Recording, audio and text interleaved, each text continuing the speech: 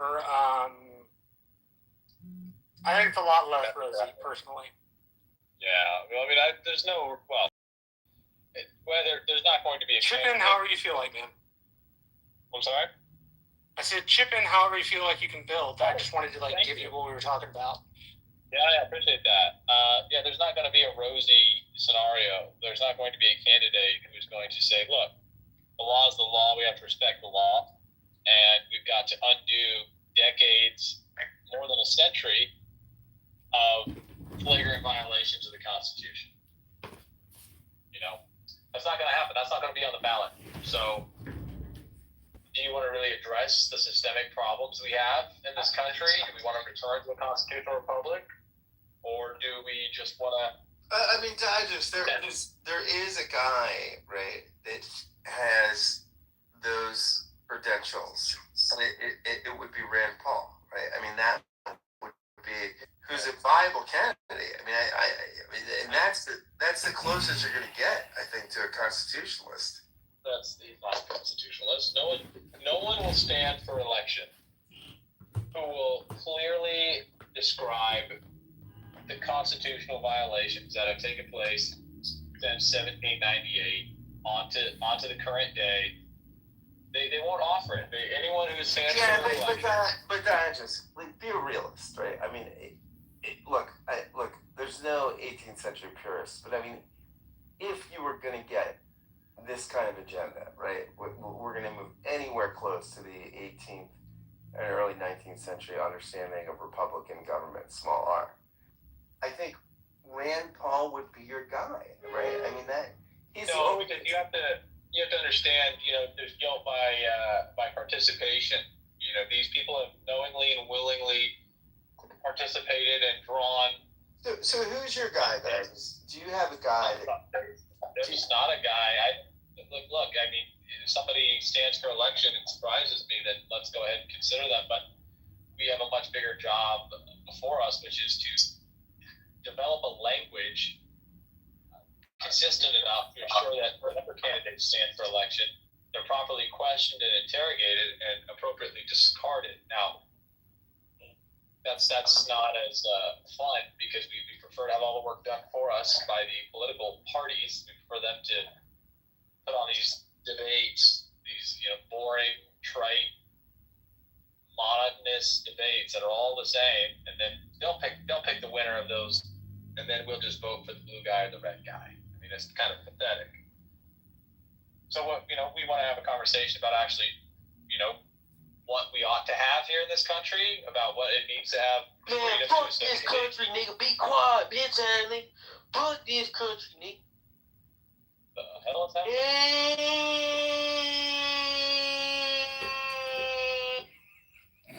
What's going on? Are you alright? We have a cantankerous room. P, what's going on? P, JP. What are your thoughts on the issue? I don't know how you vote, but what is your hope for the country in 2028? I'd hope that you held a national convention. Based. Yeah.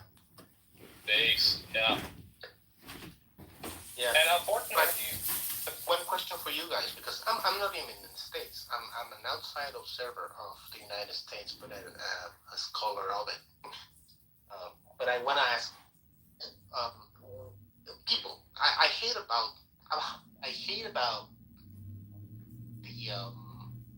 the sense that you need to speak about people who find the problems and the solutions to be given to you top down.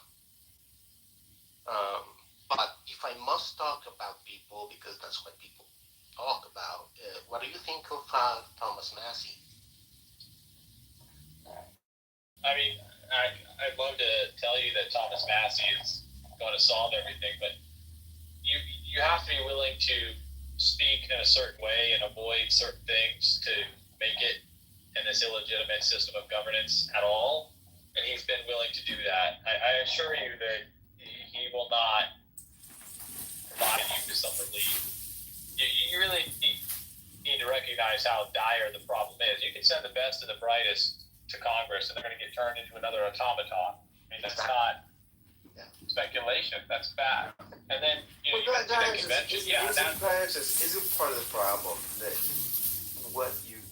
if you're a House member, which is most of the Congress, you're basically spending all your money raising millions of dollars to keep a job that pays like $150,000. I mean, it's ludicrous. I mean, you're not spending your money. That's the problem, is that you're not spending your money. You're not being elected based on money you spend. You're being elected based on money other people spend to get you elected, and in order to get elected, you've had to play ball. And ultimately, yeah, the House of Representatives should be important. There's several. I mean, the United States has one representative in the House, and again, I'm violating, a policy here, one of my own policies to tell you this.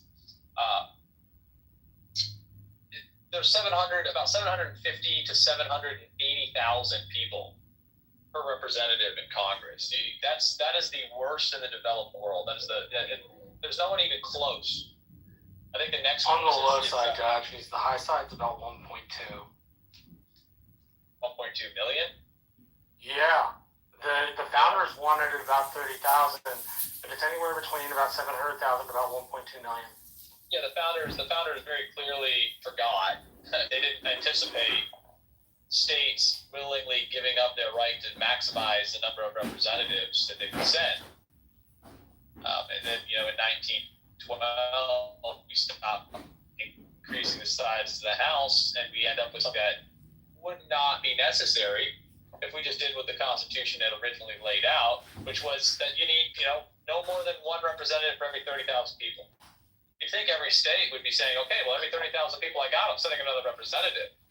A lot of California's complaints would be resolved immediately if they just demanded this, but they don't. So you have to understand, it's like when you tell somebody who's morbidly obese, that you need to stop putting food in your mouth. It's like, they'll give you these excuses. At the end of the day, they just won't stop putting food in their mouth. That's absolutely all there is to it. And as far as the Constitution, the rule of law is concerned in the United States, the prognosis is clear, the therapy is clear, everything is clear. No one is willing to do it because no one is going to hold them accountable if they don't. And we continue to play this game where we say there's a serious systemic problem, and then we just pick a personality and say, well, they've got the right stuff. For Christ's sake, we elected Donald Trump. People endorsed and supported Donald Trump for the office of the presidency. I mean, it's embarrassing. But you said with the guy that's right of center. I'm sorry? Is that fair to say you're right of center or no? I mean, I guess I probably consider right of center. So you and Joe. I mean, I don't know. Hold on. I don't think it's. I don't know. This is like, I don't think that you can put me. I don't think we should consider ourselves on a spectrum between the right and the left here, because, as a matter of fact, this is irrelevant. The greatest world to the constitutional republic is so great that I don't think anything short of a complete rebirth, reincarnation, a reassertion of cornerstone foundational law is going to pursue liberty and justice and prosperity. Like I said, right of center. The right elected Donald Trump. The right said the right was being accused of being far right. Supporters, Nazis. I tell you, competition. It's a lot of to count the number of abortions the Democratic crowd has had, and the amount of abortions the liberal crowd has had. Okay, 30 million closes.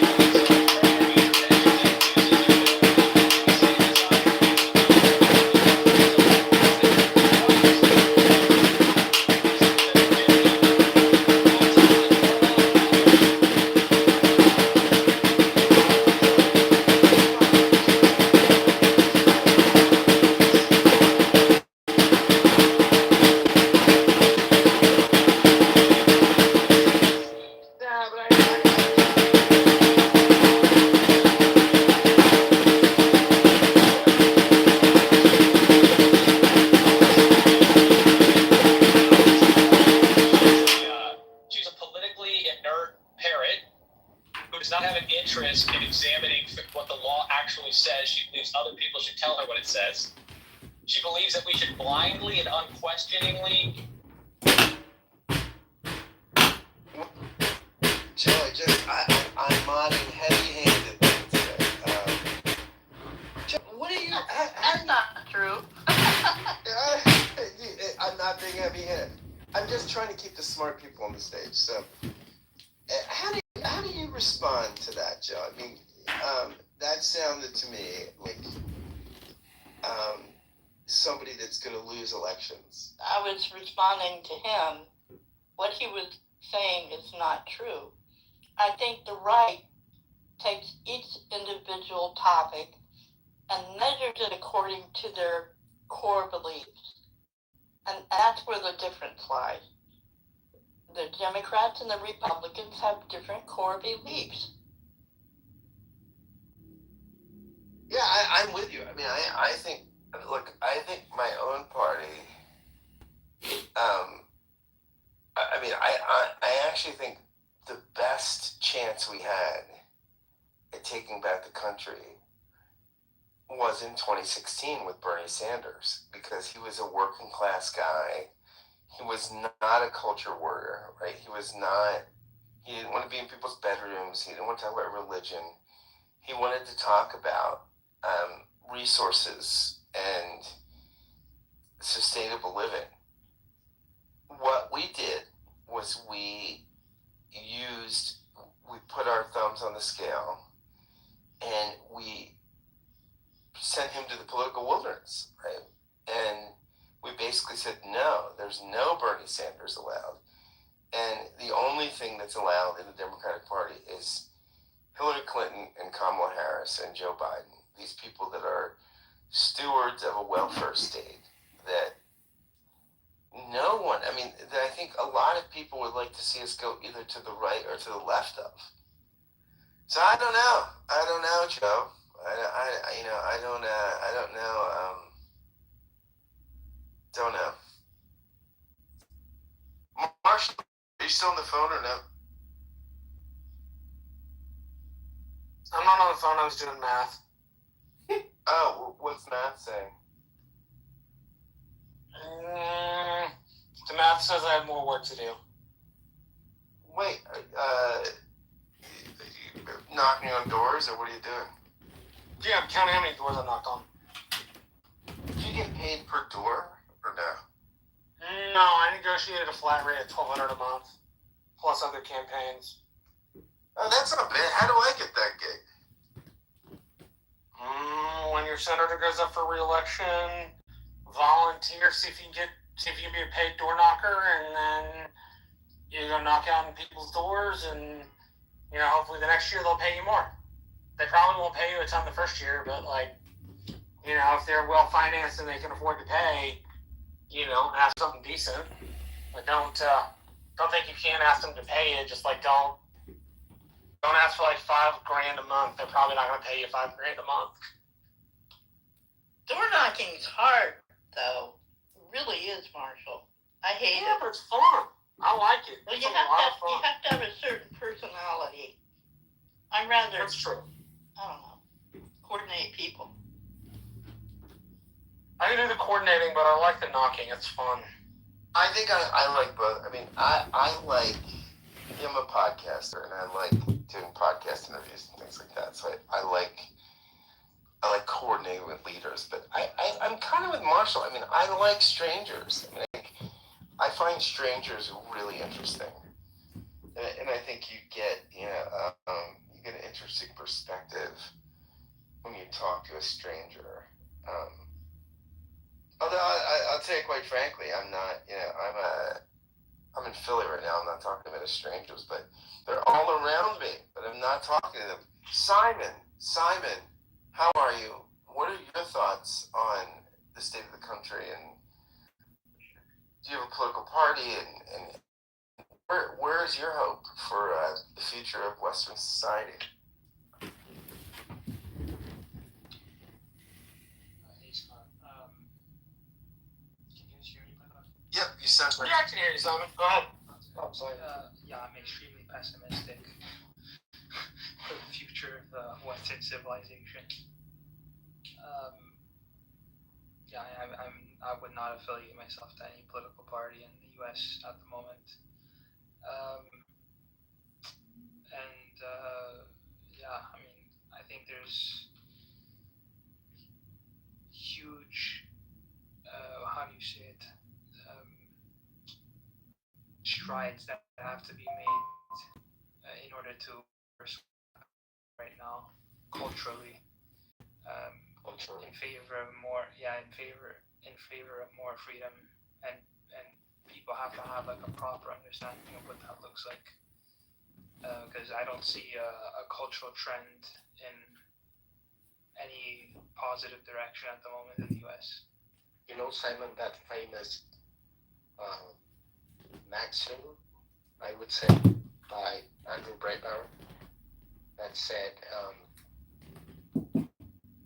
politics is spring from culture. Yeah.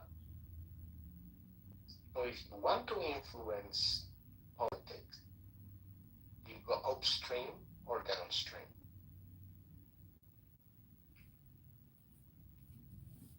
Yeah, I think that is largely right. I mean, I think politics is always downstream of culture. I think what's interesting is the Democrats for years have been the influencers of culture through media, through education, things like that. I think what's interesting is Trump turned that around. Like Trump is a one-man resistance to the left, and he's incredible at this, right? I mean, I think he's basically he's as good of a weapon as anything the left has, and he just does it by the sheer force of his personality, which is super interesting and intriguing. Yeah, I mean, I think he's the best thing the right has ever had. I don't know if he's the best we've ever had, but he certainly is the best of the modern era. At least in the last like 10 years. Who was better? Ronald Reagan. Reagan was better. White Eisenhower. Oh yeah. White Eisenhower is far better. Culturally, Trump actually destroyed. I mean, I wouldn't necessarily say it's Trump that destroyed, but because of how I think Trump united like the center left, center right, to like identify like the ideas on the left and right. Because now the Democratic Party has shifted like really radical. Now the right basically doesn't stand for any of its original principles. So it's like the right, like because of a lot of policies that Trump has now, is basically just like a party of like basically nothing. It's just a mixture of like left and right,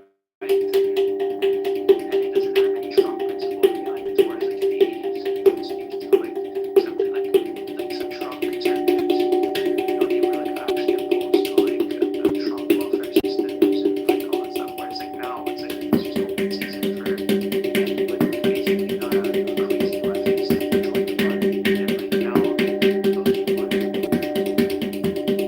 the party just making like dumb economic policies and all that good stuff.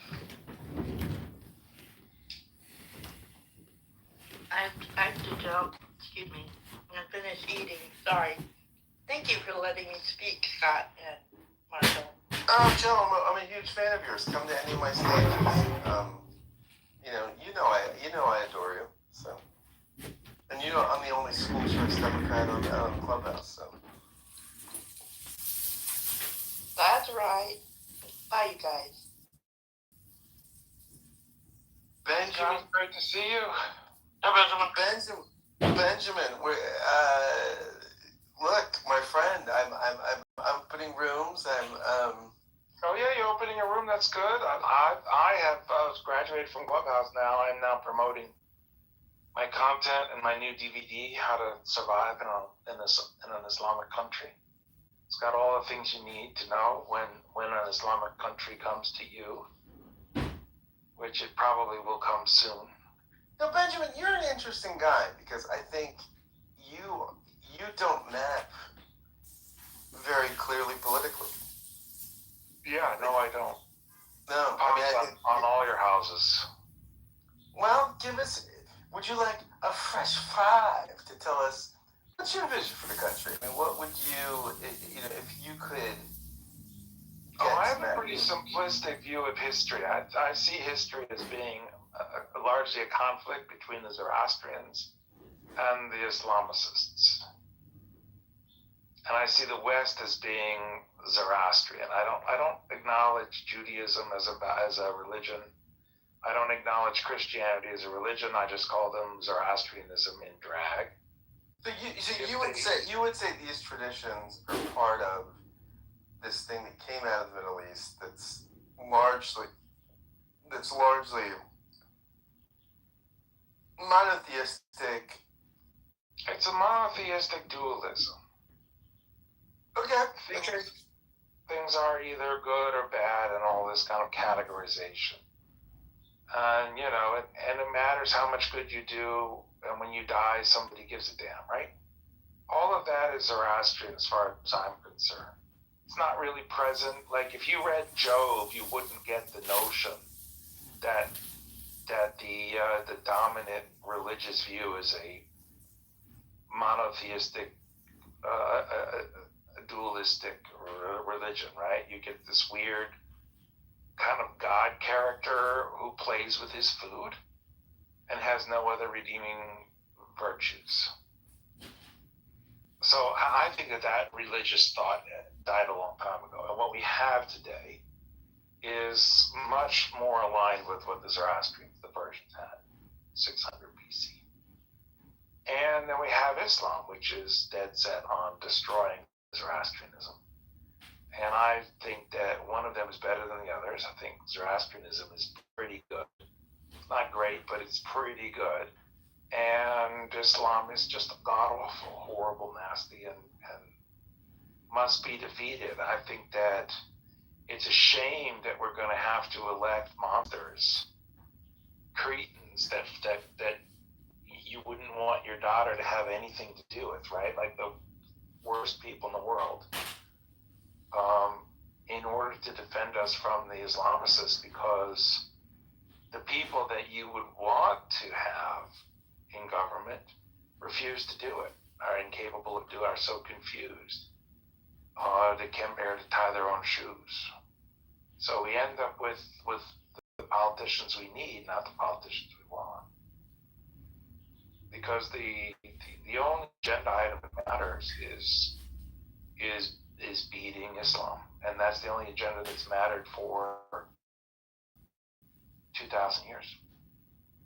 So you're a Clash of Civilizations guy, and probably I am, right? This is all Clash of Civilizations. Yeah. I hate being that guy, but I'm in your camp. I mean, I'm of the same perspective. I think largely we've built this thing that is built on, we call it Judeo-Christian, we call it Abrahamic faith, so I could ever say, we've kind of evolved beyond it, right? I mean, there are people like me that you would make fun of because I can't let go of the silly traditions, but you and I are aligned on this kind of perspective that we've got a system that is robust, interesting, pluralistic, diverse. Most of world civilization doesn't do this, and we create tremendous amounts of wealth, right? And you're kind of saying we've got to hold on to it at any cost, and I don't think you're wrong, actually. Yeah, I'm not usually wrong. I mean, a lot of people have tried to explain to me why I'm wrong. They tend to kind of gurgle a lot. Usually they reduce to something like an ad hom attack, where they say something like, well, you don't have a college degree, which seems to be their argument. And it's like, well, it's not really going to help you when the Muslims come and decide that you got to believe in Muhammad, or they're going to kill you with a No, sword. I've been to 3 academic institutions in my You time. can't hold up your little college credential and say, yeah, but I have a college credential. Like, it's not. Benjamin, you are as smart as anyone I was in doctoral work with at Princeton. Doesn't mean I agree with you all the time, but I mean your intellectual capability is not. Yeah, I mean you're pretty good. See, I gotta say this. You and I had the exact opposite reaction to like not having a college degree. I dug further into academia and books. I'm not saying you don't read, but you like seem to eschew college degrees and kind of what they represent. Maybe I'm getting your position a little wrong. I think I kind of am. So correct me, please. It seems like we took 2 totally different lessons from it. Like I want my 4-year degree. I think it's in my mind it's a bad thing that I didn't finish what I started, and so I want to finish it. I don't know if you ever had the same opportunity, if you just never went to college, but you seem to approach it in a totally different fashion. So. Well, I have sympathy for people like my friend Scott who find it difficult to learn on their own, and they need help, and they've got to go find somebody they can pay money to help them learn. It's really a tragic thing to be a human and not know how to learn. It'd be like paying somebody to teach you how to walk. But whatever. I mean, I'm a generous soul. I don't judge. No, I was just hoping you would reflect on the difference between the two ways. I don't judge people for having to pay other people to help them learn. But look, I think there's a real problem with universities, which is they're sapping our economic vitality. And there's some good research that's come out and really pointed out that what happens is we take people who are kind of medium smart. I mean, smart people don't go to college, to be honest. You think Bill Gates is going to college? You think Mark Zuckerberg is going to spend more than 25 days in college? University is not for smart people. It's for people who want to be smart. Now, the second is the universities are taxing young people, and they're loading them up with debt. So they leave the university with $150,000 in debt, and that really curtails their options. So these people who should be going out and creating new businesses are instead going out and accepting kind of an old school job that they hate, and they sit in there and they rot and they don't do the job very well. They're not very productive. They're not creating new opportunities, and they kind of have to do this because they're sitting on a debt that they can't pay. And so they just kind of like end up winding out, and then they kind of like, they're just kind of like their life ends. And they've actually categorized the amount of new businesses that are missing because we've created a debt oriented educational pseudo-educational system. So yeah, I think the pseudo-educational system is at this point harming our vitality. Our families, it delays the formation of families, it delays the formation of businesses, and we need families and businesses far more than we need credentials. There's not much you can do with a credential. I don't know if you've ever tried to do anything with a credential, but they're pretty useless piece of paper. Exactly. There's a quote I read today by Carl Sagan that said, the most intelligent people are self-taught, even if they went to the university.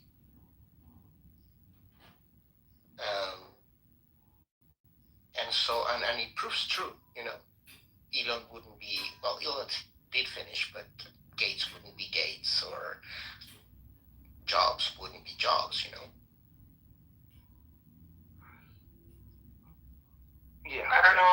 think there's a case in which we've like overemphasized degrees and underemphasized practical learning. But I still, as somebody who never finished school, I regret not finishing school. It's not a piece of my life where I think to myself, God, I escaped that boring old university system. It's a case where I often think to myself, man, I really wish I'd finished my history degree. Right? Like I think about that often. What do you think? I had a different approach. Marshall, what do you imagine is in the history degree?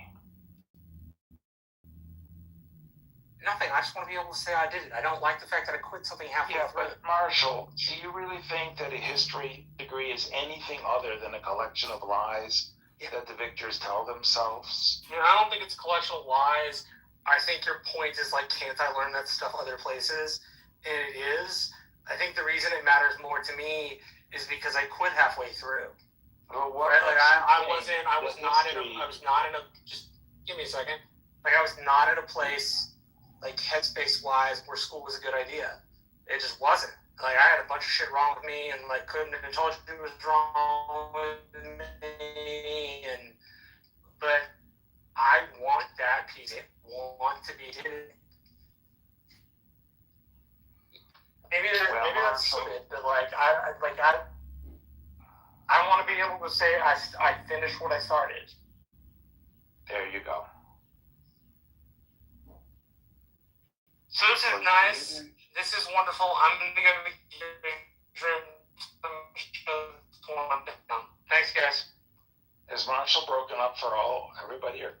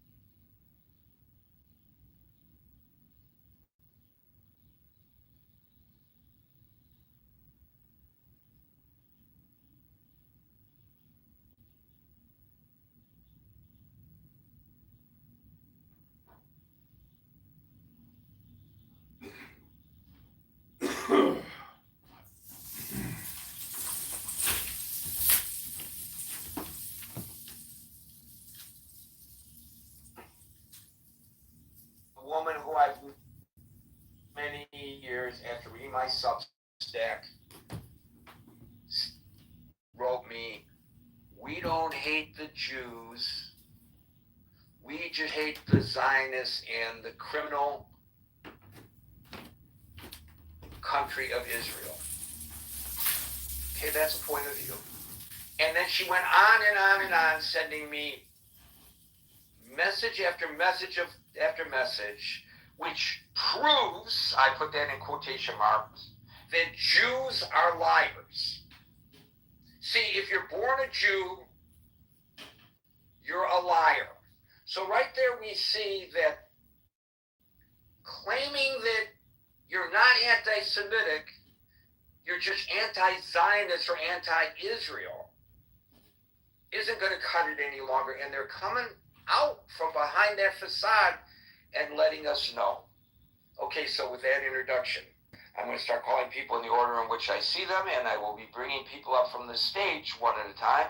From the audience to the stage one at a time. And today I begin with Alan, followed by Howard. Thank you, Gary. My prayer will be after you, after I read your article.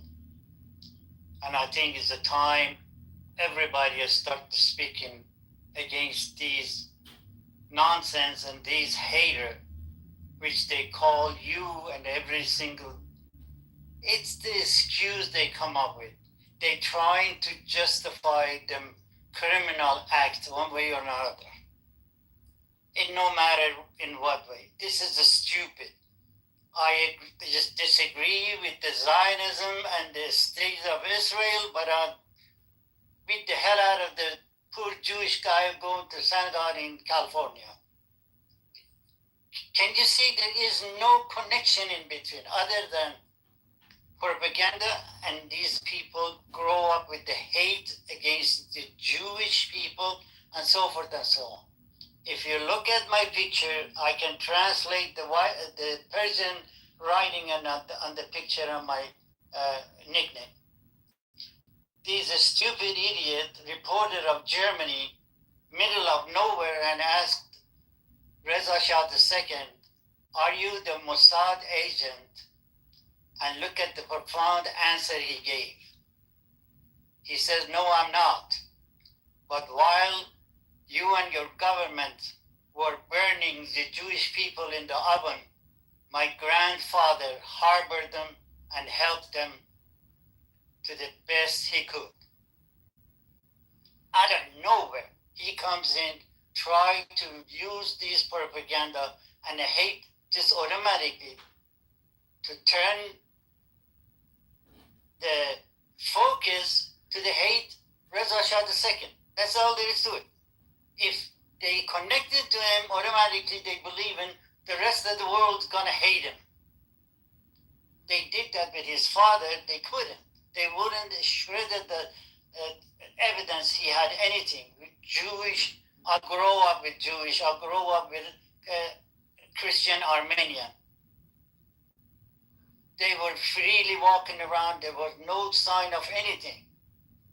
But you want to take care of probably 60-70% of this, get rid of the cause of it, and it is the regime of Iran. They came to the power with this, but actually I'm going to start saying exactly what the Iranians say it from inside Iran. The Islamic regime of Jimmy Carter, and you cannot deny that. You cannot pass it on. You cannot do anything. That's the 100%. But enough is enough. I think the whole human race, they need to stand up with this nonsense.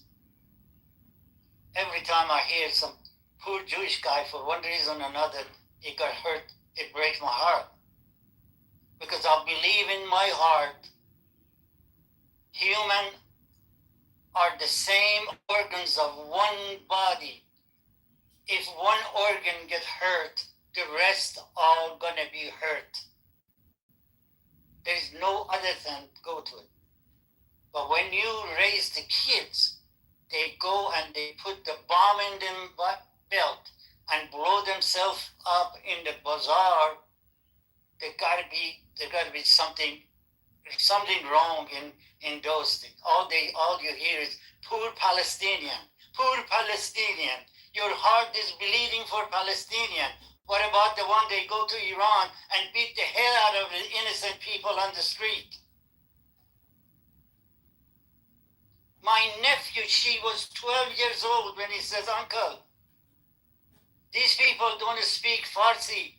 They don't understand. All they have these baton in their hand and they beat the hell out of individual."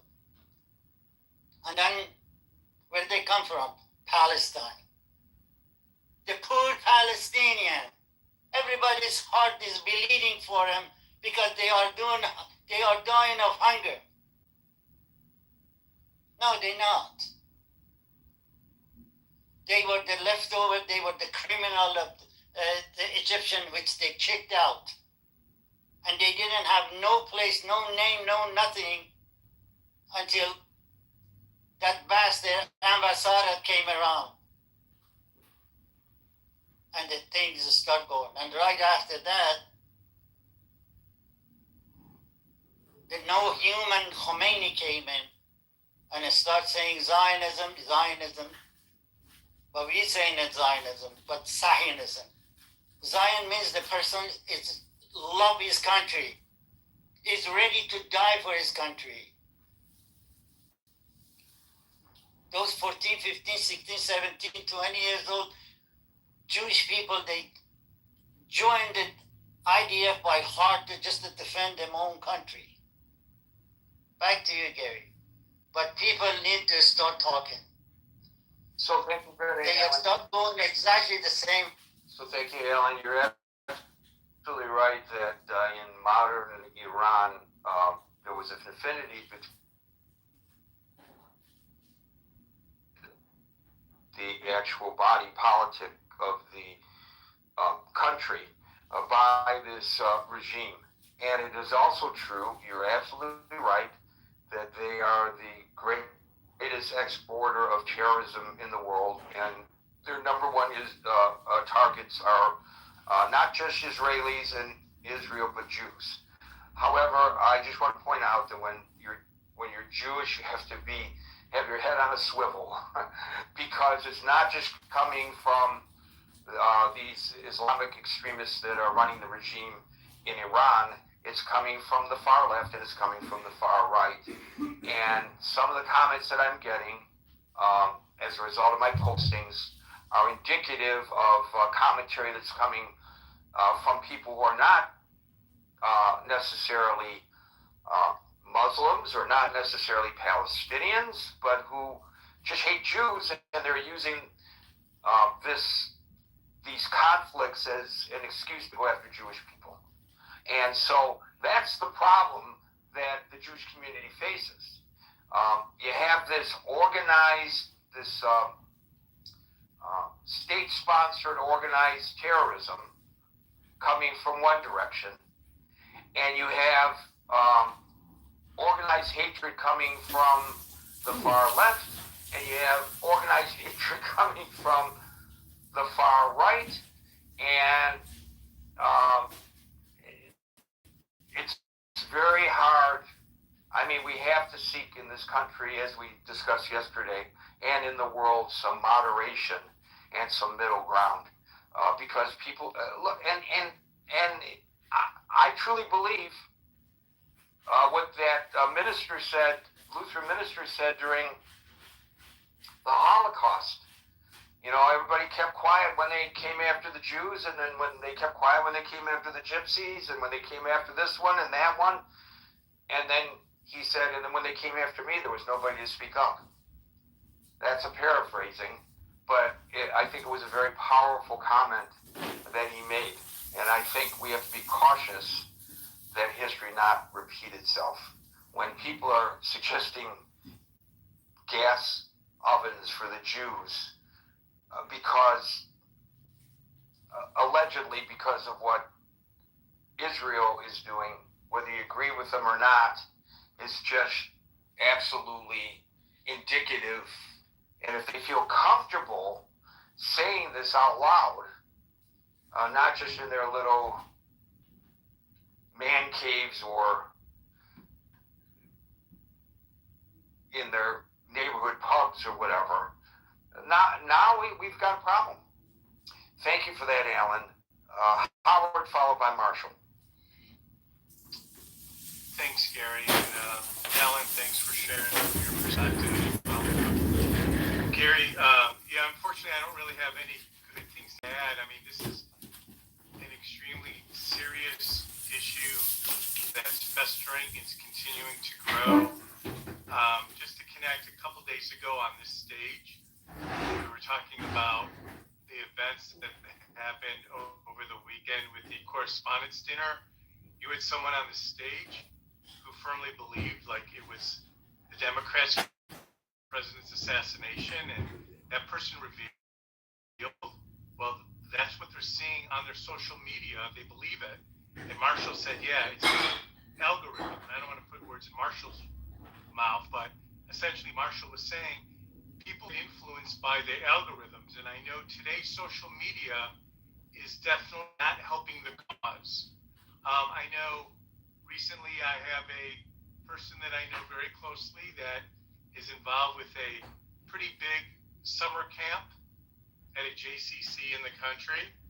And they've made the decision this summer, and they're going to have over 300 campers at one time, that they are not going to do any off-site field trips. No trips to the zoo, to the park, to a lake. they're keeping everything on the premises because of concerns about violence and the rise in anti-Semitism. And the last thing I'd like to add, Gary, is the thing I'm most concerned about, and especially when I think about my daughter and call it the next generation, that similar to what's happened, as in one example, with school shootings, whether it was Columbine or what happened in Parkland down in Florida, my other concern is with this rise in anti-Semitism. I think, generally speaking, and it could be because of the way our habits are forming with our news cycles, there's a growing desensitization to it. That it's like, oh, it's not. It's like it's another one. Like it's not as big of a deal as the shocking and the horror of the actual event in isolation is. And then, Gary, there's one thing I will disagree with you on because I see it personally in my interactions. You're saying the anti-Semitism, it's either far left or far right. There's growing anti-Semitism straight in the middle.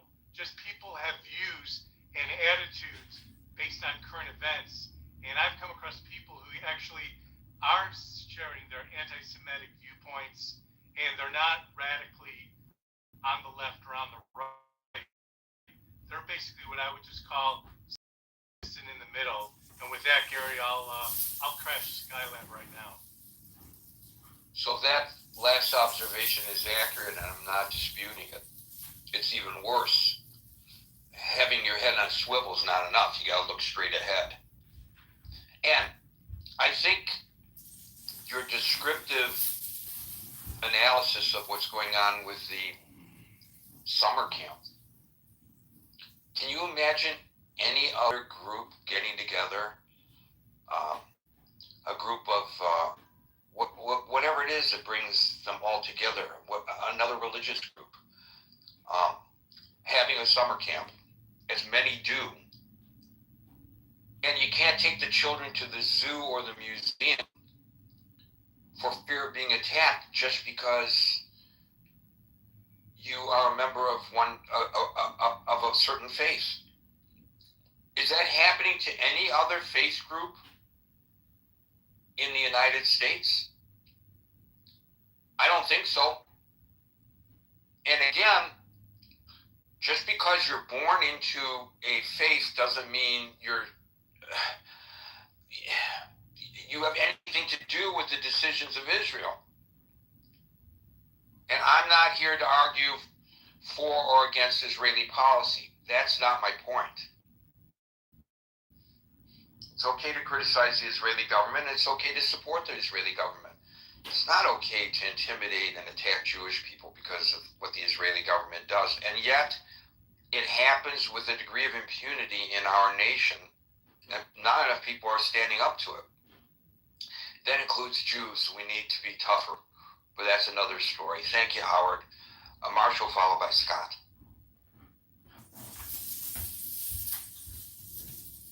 Well, I feel for my Jewish friends. I wish there was something more I could do aside from speak out. I don't know what you can do personally other than when you find it, oppose it. Participate if your local synagogue needs something, like help out. I don't know. Hating black people and hating Jews seem to be two of the oldest kind of hatreds in the world.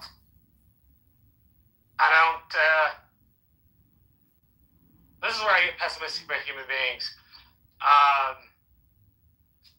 It seems to be rather easy for society to blame Jews. I don't know what the history of blaming Jews in China is, but seems like things get tough, you blame the Jews. I'm not talking about those that criticize the Israeli government. I agree with you. They ought to have their right to have their opinion. I'm talking about the folks that are specifically anti-Jewish. That seems to be rising with an alarming regularity. And I don't know what you do about it. I wish I had something better to say or more encouraging. But I don't know what you do about it aside from in your private life, stand up against it. Make sure where you have influence, you speak out against it. make sure where you can put yourself in the way and protect people, you do. But short of that and joining organizations that help out, I don't know what an individual can do on their own. You know, I don't want it to be one of these things where we just like have this show and we just like lament this is happening. You know, if there are any organizations people get involved in, obviously that's the way to do it. You know, find nonprofits helping out, help out. That's about how that hits me. I don't know, if my local temple needs something, I'd be happy to help. So I'll leave it there. I don't know how to say much more. I think I've said all I have to say. Well, you know, Jews have been expelled and scapegoated for centuries, long before the establishment of the State of Israel. In 1290, expelled from England. In 1306, expelled from France. In 1492, expelled from Spain. Then it picked up after the establishment of the State of Israel in 1948. 1 million Jews forced out of Arab and Muslim countries, including Iraq, Yemen, Lebanon, Syria. Under the Roman Empire was an expulsion that triggered a nearly 2,000-year diaspora. Yeah, it's 70 AD, I think. Right. That was long before, obviously, the establishment of the State of Israel. And that doesn't include expulsion from specific cities or regions, not entire nations, you know, leading to forced migration. There's plenty of documentation of all of this. So, this nonsense that they're coming after the Jews because of Israel's treatment of the Palestinians is ridiculous. If it weren't the Palestinians, it would be another reason. I mean, previously it was they controlled the finances, or they control the media. Yeah, Jerry, like I said, it seems to be like it's one of the oldest hatreds in the Western world. Right. And there's no history of the Jewish people rising up against their neighbors. So, one might argue with Israel, but one could also argue that this is in response to attacks on Israel, just like any other nation state might do. But there's, you know, and historically the Jews did not get together and go massacre populations. And the number of Jews in the world is so minuscule. There's like 16 million people, something like that. I would have to look up the latest figures on this. It's 15 million, yeah. You know, it's like, okay, now, if you get rid of all the Jews, now what are you going to do? What are you going to do then? Who are you going to turn your hatred to then? Or are you going to be living in some kind of utopian world? Oh my God, the world suddenly got better. By the way, when it comes to the State of Israel, people who hate the State of Israel think it should be wiped off the map. Ought to look at all the contributions Israelis have made to society in the medical field, in the technology field. We wouldn't be talking on our iPhones right now if it weren't for what the Israelis developed. Others are building the iPhone, but it was the Israelis who developed it. We wouldn't be using our car navigation. We wouldn't have, maybe eventually somebody else would have come up with it, but we wouldn't have pacemakers and so many other things. Good reason to get rid of the Israelis, the Jews, for their contributions. It's, as Mr. Spock would say to Captain Kirk, illogical. Spock followed by Dave. Gary, you're killing me with the Spock reference. By the way, both Jews, Shatner and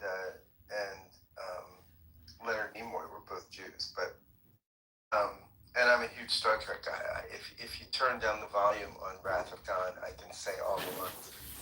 I would say where the anti-Semitism is rooted is in Genesis 37.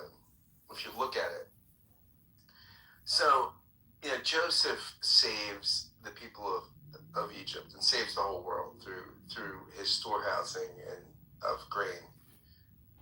And the Pharaoh says in that chapter of the Bible, your people can be where, we owe you. But you can only be in Dothan because people hate shepherds. I mean, the Egyptians just hate shepherds. And I think that's part of the thing. I mean, I think why people hate Jews is because they've been able to have identity without power, which the Western world just doesn't understand. And it finds, the Jewish people have had a sense of continuity and connection without political power. And sometimes they've had some influence and sometimes they haven't. But that is, and then I think, it's very interesting. Scott Galloway, who is a secular Jew and, a pretty prominent guy, in public discourse, his argument was we're just not comfortable with Jews waging war the way Gentiles do. So we would have been comfortable with a defensive war or something, right? Which no one fights, right? Everybody fights asymmetrically. If you have the advantage, you press it and you force it. Just what everybody does. But we're not comfortable when Jews do it. And it goes back to Genesis 37 on the fact that Jews are shepherds. And, what is Israel? What is Egypt? Egypt is not a shepherd. They're a manufacturing sort of agrarian megapower. And that's just not how Israel has survived. And we're just fundamentally, we don't like it. We just fundamentally don't like it. I mean, in the West, we just, the anti-Semitism is so deep in our bones. Which I think if we could admit it, that would be great. Like, I mean, we could, admitting racism, admitting anti-Semitism, admitting, but it's just so hard to do. So yeah, I don't know. But I think they're the best liberal democracy in the region, and if I could go volunteer for the IDF, I would do it, but can't do it now. But thanks for the room, Gary. Thank you, Scott. Dave, followed by Perusian. So since Scott talked about Bible, I would try to explain your observation that why there is anti-Semitic coming from the far left, far right, as well as the center. It all dates back to 70 AD when Jews are distributed throughout the whole world. And so it's clearly stated in the Old Testament, which Scott say, but not the chapter that he's talking about, but Ezekiel 30, that one day God will bring Jews from all corners back to the land of Israel. And so that is written in Old Testament. And so for the Christian early church, when they look at it, land of Israel, bringing back land of Israel, Jews already disappeared all over the world. How should we deal with this controversy? How should the Christian deal with this? So what they do is they come up with a theology that is totally contradictory to the Old Testament, and this lasted 1,900 years into the total 2.5 billion Christian, except those Christians in the red state of the United States. They are called evangelical. That is how bad the situation, the deep-rooted hate of Christians toward the Jews. Because of this failure to have faith in what is written in Old Testament, and this problem lasted 1,900 years. And after the independence of Israel in 1948, the Pope had to struggle with this. What should we do? Now, the Bible in the Old Testament actually is coming to the truth. And so the Pope in Vatican struggled for another 17 years before finally a Pope said, we have to start recognize there is a physical Israel. But in 2026, if you speak to Catholic from South America, from those swing states, from Europe and other part of the world, there's no physical Israel. It's contradiction. It's church replacing physical Israel. And this is why you have young Catholic like Candice Orban, all this shouting about anti-Semitic and so on. So that is the foundation, right? And then for the left is that after the exile of the Jews in 70 AD, then came Islam about 600 years later, and they say, look, the church is against the Jews, so shall we. And so there came the Quran, you have to kill Jews. And so this explains the far left, right? You have Hassan Piker, right? That the Democrat is endorsing him. He's the #1 Democrat Party representative of anti-Zionist. And anti-Zionist is a bullshit of another word of anti-Semitic, right? So Hassan Piker is the loudest noise now in the left of the Democrats. And because of this and other factor, you have recently Alan Dershowitz, it's very hard to pronounce his name, right? He has been Democrat since 14 years old, and now he's close to 80 years old, and publicly announced, from now on, I'm a Democrat. I can't take any more bullshit from Democrats, which is totally anti-Zionist, anti-Semitic, right? So, but why are we seeing the rise of threat level in UK? Is all coming from the mother machine, which is 1979. Murad IRGC regime, like Alan said, these are the propaganda machine behind pro-Palestine. Why? People who support pro-Palestine, they don't see the connection. Where these people get the money from? The mother of tentacle, which is Murad IRGC regime. This funded a lot of this propaganda machine. So much that if you are in the center of US, because of YouTube algorithm, you're bound to get all this anti-Semitic narrative. The question is why now? Because Trump is putting so much pressure on Iran, Murad and IRGC regime now. It's all who blink first in order for the Iran, Murad, IRGC regime. Wait, that explains the uptick of Jew hatred in both the UK and the United States? Yeah, because they have to quickly, the whole ideology of Murad IRGC regime is to bring down the whole world. And I grant you they influence it, but I doubt the majority of Jew hatred in the United States is coming from the country of Iran. Let me explain. Okay, So the whole idea is the Murad regime promotes end time of Islamic world, right? And this end time of Islamic world involves shooting missile to the Gulf state. And so the Muslims say, my God, we are in the end world. So we have to start killing Jews. Otherwise, by the time we reach the judgment day, we have to be peaceful. Unfortunately, a lot of the attacks on the Jews, probably most of the attacks on the Jews in the United States, I won't say this is true for Europe. It's not coming from the Muslims. All of this organized nonsense that occurred on the college campuses did not come from the Muslims. It came from the far left. So I think you speak too much in absolutes on this issue, David.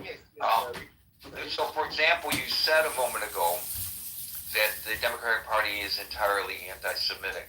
And I think even you know that that's hyperbole on your part. Hakeem Jeffries, Cory Booker, Richie Torres, Dan Goldman, who is Jewish, these are just off the top of my head. They've been vocal supporters of Israel in combating anti-Semitism. There are democratic advocacy groups like the Democratic Majority for Israel, which is promotes pro-Israel policies within the party, and then they back candidates who support those views. And Jews are well represented within the Democratic Party. A significant percentage of Jews are Democratic elected officials in Congress. I don't know the exact number. I can look it up. So to say, what's that? I don't disagree if you speak to Alan Dershowitz. He's a Democrat since 14 years old. Why he now publicly wrote that he's switching to Republican? Well, because there is some within the Democratic Party anti-Semitism that is beginning to raise its head, and the party is struggling with how to handle that, because they have this open tent philosophy that we're open to everyone. So they try to accommodate everyone. So how do I accommodate the anti-Semite without... The Michigan case is a prime example. The Muslim guy running for the Board of Regents as a Democrat at the University of Michigan at the state convention, I discussed it the other day. He was cheered on and nominated, acing out the incumbent Jewish guy after posting a tweet in support of Hezbollah, because you don't want to be seen as a Democrat as, God forbid, being anti-Muslim, and if you stand up to this guy for his support of terrorism, it may be misinterpreted as being not anti-terrorism, but anti-Muslim. So the Democratic Party is having a difficult time, which you don't see institutionalized in the Republican Party. And so as a result of that, and as a result of some prominent members of the Democratic Party making statements about the right of Israel to exist, etc., and I know you know to whom I am referring, there are Jews who have traditionally been Democratic voters who are now leaving the party, not just the example that you give, but I know many Jews who are at least considering themselves no longer Democrats and independents, many of them now declaring themselves to be Republicans. So that's the reason. I think that's the reason why, David, it's far more nuanced, though, I believe, than the way you present. I agree. The way you point out is much more accurate. And what I want to go back is the campus. So the whole idea is the campus protest is a recruitment of the far left, recruitment of the student. How do you recruit them?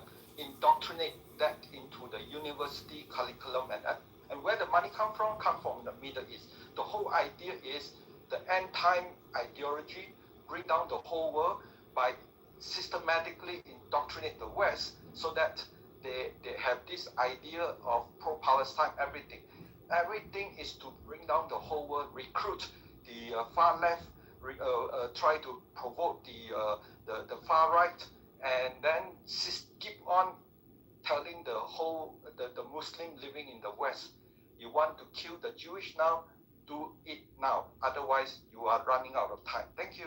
I think you're absolutely correct about the undue influence of certain Arab countries on our universities, and there's been some research into that recently as a result of the attacks on Jewish students on campus, because once again, because they are Jewish and because they might support the state of Israel, they are legitimate targets.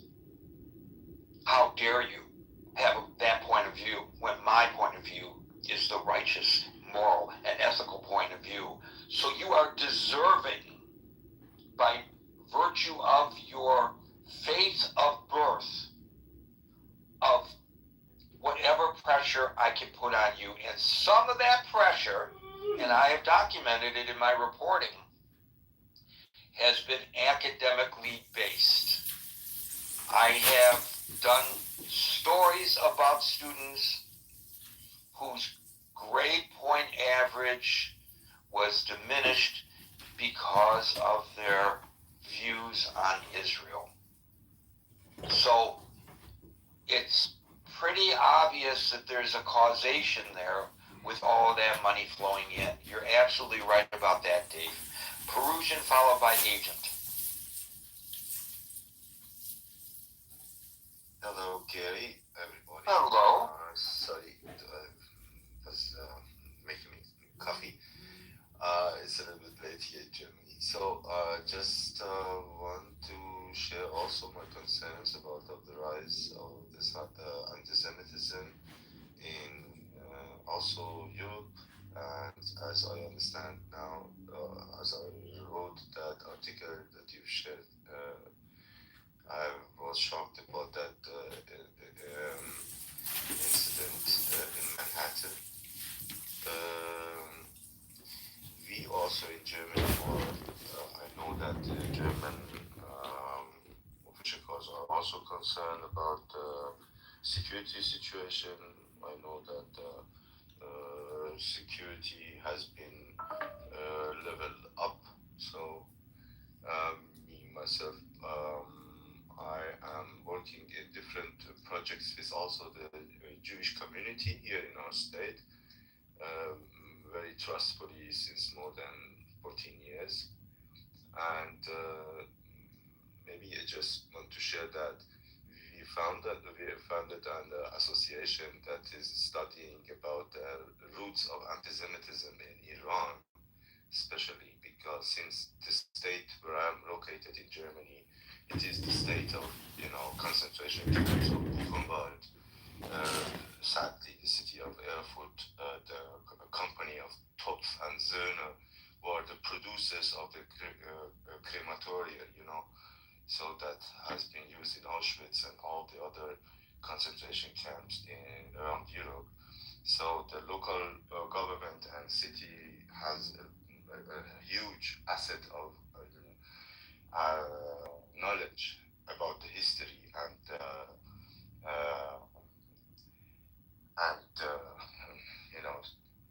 unbelievable size of this, of the Shoah and of this human catastrophe. This is some kind of reason why we are trying to transfer and translate this knowledge for the Iranian audience to understand. During our study, we found out that really anti-Semitism in Iran is the biggest part is a modern phenomenon. The first, actually, Jews lived in Iran since more than 2,700 years. So compared to the living of the Jews in Germany, it is 3,000 or 2,000 years more. So the Jews lived in Iran, and during they lived in Iran, we were once Zoroastrian, then we changed our religion. We had been forced to change our religion to Islam, Sunni Islam, and we have a majority of Iranian has been forced to change their religion to Shiite. So they have been witness of changing our or their countrymen's religion during thousands. There were historical roots and family marriages between the people who were once Zoroastrian. Nowadays, it happened that they are Shiite. So, but in their soul, we are sure. Me myself, my parents are rooted in Hamadan, the city of Esther, and Mordechai, in the city of Purim. So we have, of course, a lot of Jewish people in our roots, in our family in the past centuries. So we Iranian lived with the Jewish people in more than friendship and harmony, but the phenomenon of the Tsar in Russian Russian Empire rooted anti-Semitism came to Iran with this massive fake book of the protocol of the voice of the Zion. It was a propaganda book that sometimes sadly is still discussed in some. Came out of Russia originally. Exactly. This is the first wave of anti-Semitism in Iran in the modern history. Cities of Tabriz, Urumiyeh, Hamadan, Kermanshah, their elites, those who could, the sons of, or the people who could send their sons and daughters to study foreign languages, they came to touch with that madness book. And then the second wave is the German-rooted anti-Semitism that was huge. The German came to Iran and told them fairy tales like you're Aryan people. At the same time, we found out here in concentration camp of Buchenwald, Samuel Hushmand, an Iranian doctor who has had his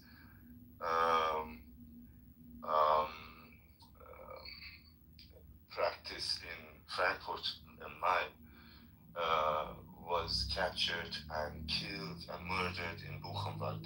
2 other Iranian people, we have found out their names and we have every information about them. And we are studying about it and translating the information for the Iranian audience in, an open online information. So just want to land my point. The third wave is the socialist-made, pro-Palestine-made anti-Semitism. Of course, we had also, and we have Islamic-rooted, deeply Islamic, and in the Sunnite tradition, existing anti-Semitism. So we have then 4 different problems we have to face. But I think with that, I want to land my point. I think the Iranian people are, compared to the development of the other parts of the world, Iranian are thinking exactly in the other way. We want and we love to reduce the tensions with the Jewish people. We slowly are studying our own history and studying the roots of madness in Europe. We understand that the Jewish people has been once took hostage by the Romans and took in chains to Europe and the Roman Empire. And now, after all this pogroms, and all this, what they have seen in Spain, in Great Britain, in Germany, in Ukraine, in Poland, they have found back to their roots, to our neighborhoods, to Shalim, to the Holy Land. I would be happy and I would work for us to live in harmony, all the people of this Abrahamic religions to live together. Other solution, there ain't no other solution. Either we live all in peace together in harmony and let the Jewish people be back again in their roots. Because me, honestly, I have to say that if I were a Jew, I couldn't count of the mercy of the British people to let them live there, or the mercy of the German people to live there another time. Germany, for them to trust Germany, that no, never ever will happen. That stuff. So it is necessary for them to have their own country. We haven't understood that modern phenomenon 70, 80 years now. I think that is the time that we learn to live in harmony with our Jewish neighbors. Thank you. Thank you. I want to kind of reset the room a little bit and go back to what's going on in London today, in addition to what we've already discussed. A yeshiva in London today, we do not know the cause at this point, but there was a major fire there. I want to, not that they're listening, but if they were to be listening, I just feel compelled to publicly thank the fire brigade there in London, because they immediately ran into that religious school and removed the Torah scrolls to turn it over to the leaders of the community, save the scrolls. That's the first thing they did. So, thank you to the firefighters of London. There's just so much going on there. The Prime Minister went to the area of the stabbing and was called a traitor. He was heckled. because he went to show support for the Jewish community. You're a traitor, Mr. Prime Minister. There were people today driving down the roadway in London, waving Palestinian flags, and they were shouting, they were shouting, F the Jews, rape their daughters. F the Jews, rape their daughters. I mean, it just goes on and on and on. So they feel unencumbered now. They feel like they have the right to go and do these kinds of things. And maybe they do. I don't know what the law is in the United Kingdom. I think they have similar free speech guarantees as we do in the United States. If you want to scream insults at the Prime Minister for supporting the Jews, I guess you can. It's just that, you know, if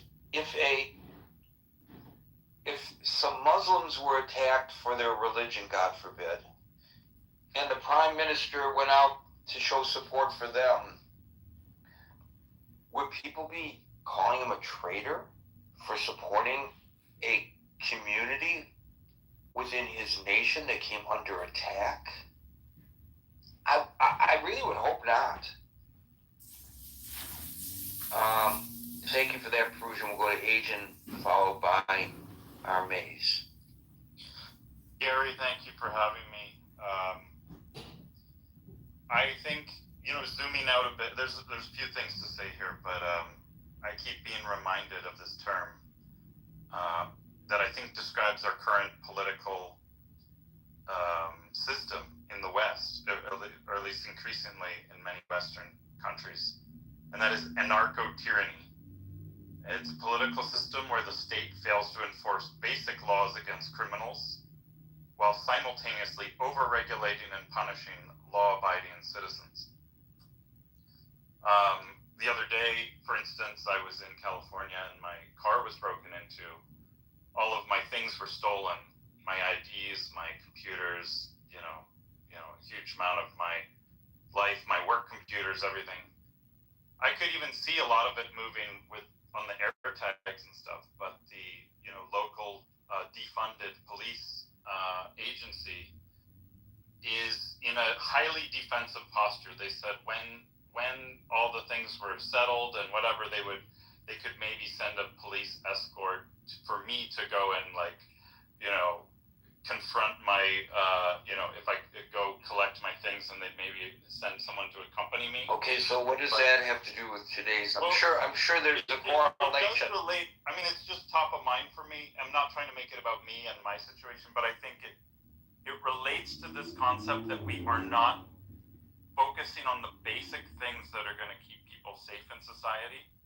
People are more concerned with defending the status of, they're more concerned with not offending people by public officials, for instance, or by people with high status in society, rather than actually protecting the citizens and the population. And I think Jews, as many people talked about earlier, become a particular target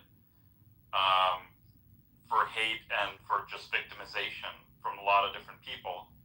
And at the same time, we live in the West is increasingly moving towards low trust society. If people are familiar with that concept, it moved from a high trust to a low trust. So it used to be you could walk down the street, you could park on the street, you could do things, and you could go to synagogue and you wouldn't be attacked by your neighbors. But if we have these open societies where we explicitly, the government, the anarcho-tyrannic government, explicitly has policies that, in order not to appear bigoted in any way, or maybe even worse, to try to undo the wrongs of whatever some injustices they imagine. Well, we're going to let in people en masse and maybe even not in an orderly and legal way, that we know if we actually are honest with ourselves, and they tell us very openly that they will explicitly target people like Jews, and they want to wipe Jews out, and Jews are their enemy, back to their holy books and everything. But no, that would be wrong to treat people, to collectively judge, millions of people entering from different parts of the world by those types of standards. That would be contrary to the liberal values of individualism and freedom and equality and all these things. So of course we would not take that into account. And we treat everyone, and then when the synagogues get attacked, and when Jews are murdered in the streets and so forth, it's like, oh, this is terrible. Oh, anti-Semitic. We won't even say who's doing it, because that would be wrong to name people by a group. But it's just we'll just Who's doing it? We'll overgeneralize it to the whole population and just say, oh, anti-Semitism. Well, yeah, but that's because both sides of the aisle have a problem with it. The left's got a problem with it, and the far right has a problem with it. It's both ends. To me, that's not It's both. both ends of I'm our certainly society. not part of that, Marshall. I can guarantee you, I am not part of those groups. Bro, I'm a moderate Republican, and I'm not part of that stat. My point was it infects both sides. It's a hatred that's universal. I don't know. It's not universal. It's not universal, Marshall. It's not universal. Thank you. I'm done speaking. I mean, you may think that. My experience in the Republican Party tells me we have just as big a problem with it among. But you're welcome to think what you like, but trying to make it one political side over the other doesn't really do the job. What about in England, Marshall?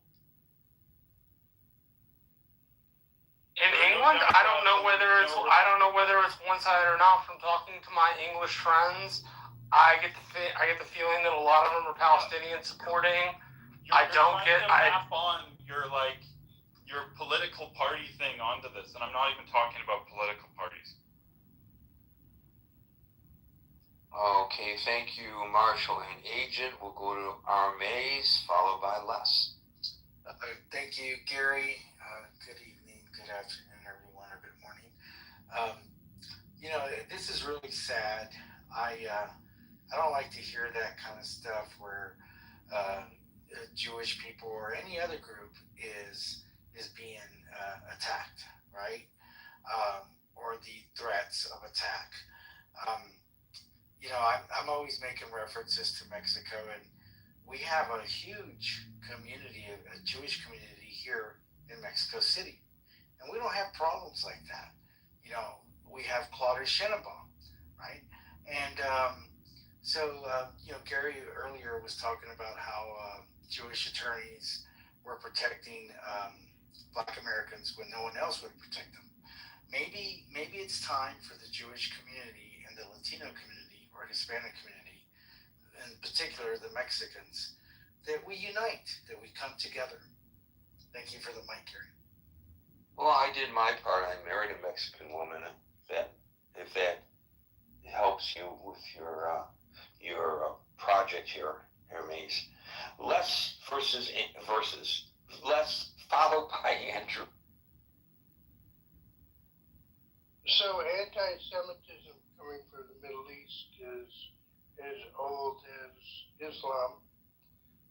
Muhammad wiped out large swaths of Jews in Arabia because they didn't accept his religion, and that continued. The Grand Imam of Jerusalem during World War II met with Adolf Hitler and asked that they deport the Jews, and Hitler was not ready to take them. He said in due time, but they were raring to go. And if these guys in Britain don't want to live among British Jews, maybe they should leave Britain. Thank you. Thank you, Les. Andrew, you're up. Hey, Gary, thanks for bringing me up. Yeah, I would say, there's a variety of things that are contributing to this. Of course, we know social media is. And I really think that is accelerating this anti-Semitism because it reaches so many people so fast. So it is my opinion that if this is indeed an emergency, as you suggest, and as I think you're correct, that these media companies, these social media companies, these technology companies are held to a high standard above which they are not being held now, both in terms of regulation as well as in terms of prosecution. Because it is on their platform that these things are being done. We have a tool that they are cramming down our throats as the savior of mankind, and that is called AI. Certainly this tool can be trained and is being trained in some regions to spot anti-Semitic tropes, to spot code words, to spot the context of a sentence, of something that somebody's saying. So we have the tools available. Also the algorithms, they should be made more public so that we can understand exactly, is this driving people to other information that is similar in order to keep them on that platform?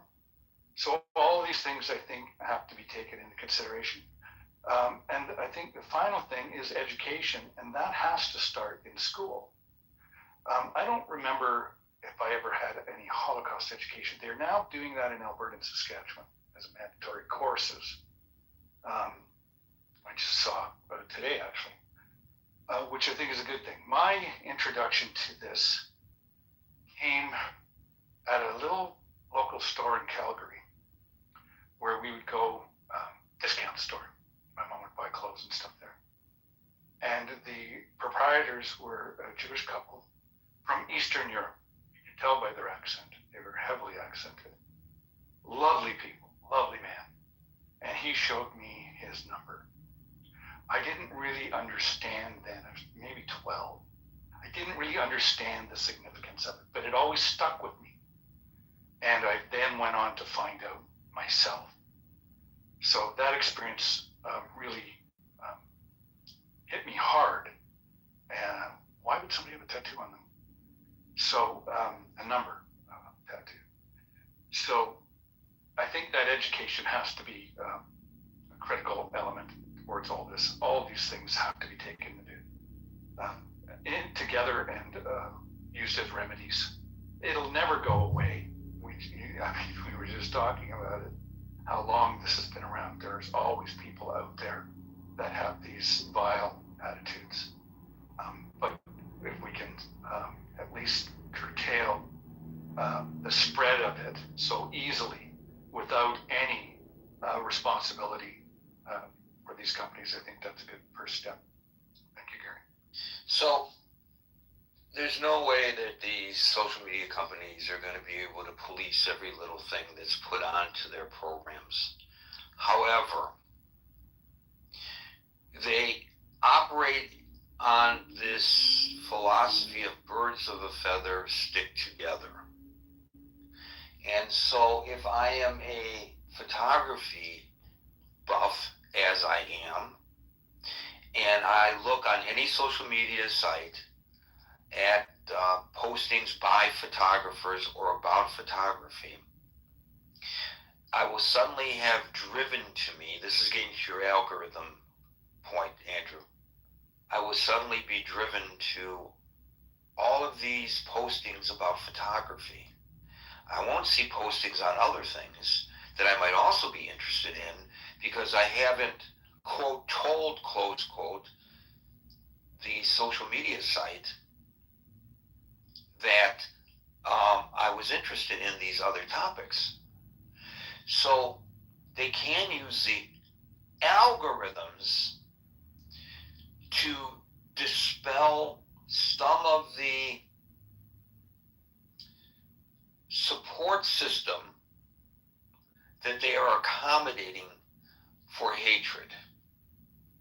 adjust their algorithms so that if a person is spewing out the kind of hatred that I documented in my piece that's linked above, the gas chamber statement, is not seen by other people who also have anti-Semitic views, so they don't get ginned up.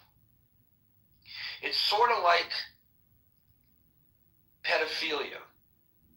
I think they try their best to suppress pedophilia on their programs, and they make it difficult, I think. I don't know, because this is not one of my interests, thank God, but my impression anyway is, and I stand to be corrected, that they make it difficult for the pedophilias to find others whose commentary would make them feel that their proclivities are normalized. So I think you're onto something here, and I would tell you that given the amount of legal duress companies like Meta are under right now with these lawsuits about these AI companions and how they might affect the minds of the developing minds of children, negatively, obviously.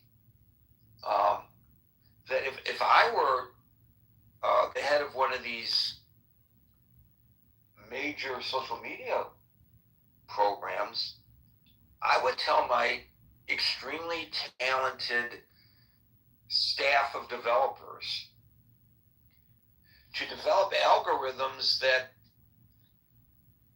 dissuade people from sharing their views of hatred with other people who have similar proclivities. What do you think about that, Andrew? Do you think that's possible? I think they have the tools. What they need is the will, and they've forever been. Oh, it's not us. We're just the platform. We're not responsible for what's said on it. But we know that that's a lie. That's not true. If I host a party full of Nazi sympathizers, then or they just come. Well, I'm still I want to get them out of there. But just to your point, Sam Altman is now being sued by residents of Tumbler Ridge after that shooting in British Columbia because of their inaction. And I think this is what needs to happen. They need to be held accountable. They need to be hit in the pocket. And in large sums, too, because these people are making billions. And Grok, Elon Musk just refused to go to France for questioning because of what his AI platform had produced in terms of pedophilia and weird, or not weird, but sexual content. They need to be held accountable. Sorry, that's the way I feel. Yeah. They have the tools. They have the technology. It's like the $6 million man. Come on.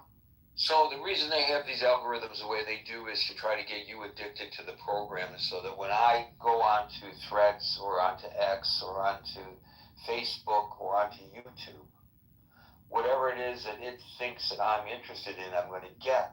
So I get my shot of dopamine, if you look back to the history of all this, to the history of Facebook, it was originally established so that a bunch of friends at a college, at a university, could keep in touch with one another. And then it expanded into a global community where we could keep in touch with our friends. And if you're an earlier user of Facebook, you will recall that on your timelines, you would see what your friends are doing. What's Scott up to today? What's Howard up to today? What's Austin doing? Because they're my friends on Facebook, and they're posting things that are important to them, and maybe things that are happening in their lives. Austin got a new job. He posts it so all of his friends can see it. He's not posting it so that strangers can see it. Why do strangers give a damn whether Austin got a new job? And so that's how their algorithms once worked. We were using Facebook to keep in touch with our friends. Now all these people who they call Facebook friends are people we've never met, and we are grouped with them based on interests, not based on friendships, because that keeps us coming back, and that makes their program more valuable. That's why they do it. Yeah, so I think with the education, the digital literacy, that's also a key element for young people to learn how to use this technology, learn the pitfalls in this technology, learn to recognize misinformation, etc. It's hard for me to know what's misinformation, just by quote unquote looking at it, which I can't do. But I know it's out there, so I'm suspect. But you need to have that kind of suspect when you're on the internet. I remember my sister, when she got on the internet, the first thing I told her is, first off, it'll teach you how to use it. Secondly, don't believe anything you see on it. And if you go into these chat rooms, most of them are not going to be good chat rooms. They're going to be on subjects that you're not going to like. So just, you've got to be aware, and you've got to be discerning. I hope the Critical Thinking Forum is the exception, Andrew. So far, it's okay. Thank you, Andrew. Austin, followed by David. Hey, thank you, Gary. Thank you for hosting this room. Is my microphone working well? It says I'm having some connection. Yeah, you're loud and clear. All right, perfect. Yeah, the first thing I wanted to say about joining the stage to mention, like, the greatest generation really is the greatest generation amongst British people who lived through the mid-century and the early part of the 20th century. And I'm an elder millennial, folks who had a lot of contact with the greatest generation. I think a lot of British identity was around, we defeated the Nazis. And I imagine so many of these greatest generation would be rolling in their grave. Just imagine the sign of the bombing of London, and they're seeing Nazi ideology circulate and be embraced by terrorists. It's utterly obscene. And then age when there was the mention of social media, we're dealing with a serious enemy and a seriously organized enemy. I was very young when 9/11 happened. I remember it, and I remember the changes, and I remember some of the harshness with having to remove my shoes to go through airplanes, and all this was established. How the hell did we forget this? Because the science of social media virality and the science of influence, it's not some dark art. You could learn it in like a 201, 301 class without a lot of marketing courses. This is accessible to so many people. We have had terrorist groups spreading misinformation, disinformation, and psychological warfare. And this is a very serious issue, and it's a true issue. Every clubhouse I'm friends with has heard that the Islamic Republic, fascist nation, is putting together TikTok videos with Legos to create propaganda. Think about it. Legos. It's just utterly obscene. And we're not taking it seriously, and we have the science to take care of it. And I must say, I'm really glad that King Charles is in charge. I was there, as you mentioned, Gary, I'm so glad I sent you that link a while ago.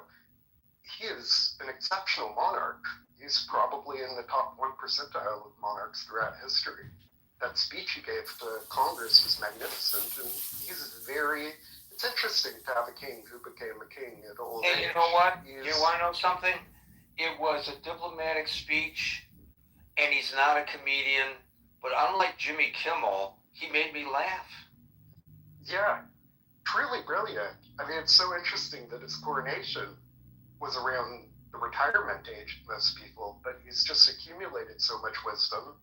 He's very in touch with the norms of the greatest generation, and he knows what it means to be British.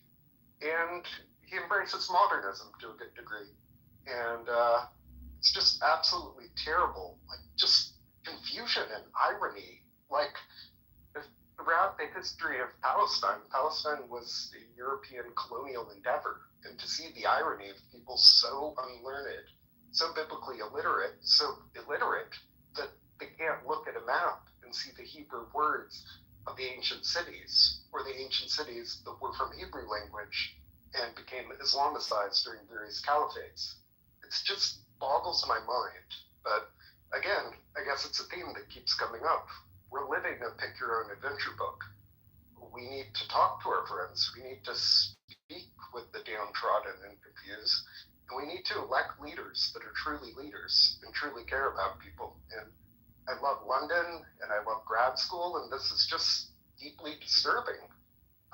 Really brought me down to see what happened with all the attacks on universities. I want to get more degrees very soon, and part of delaying was definitely that spring of hatred that popped up. And it's just so strange. Like I said, like, what happened? We developed all these plans during 9/11. Are there these contingency plans that were drafted then, and someone just threw away the paper files, what to do if there's co-option or psychological information, disinformation, propaganda of terrorist groups? These are very concerning things. And I miss London being, I mean, I'm sure London's still fabulous for the most part, but it's such a cosmopolitan city. And higher education, what I loved about it is how collegial it was and how we came together as a community. And I hope I'll find that again. I'd be really disappointed. These days I'm really cognizant of my Ashkenazi roots and more connected with the spirituality.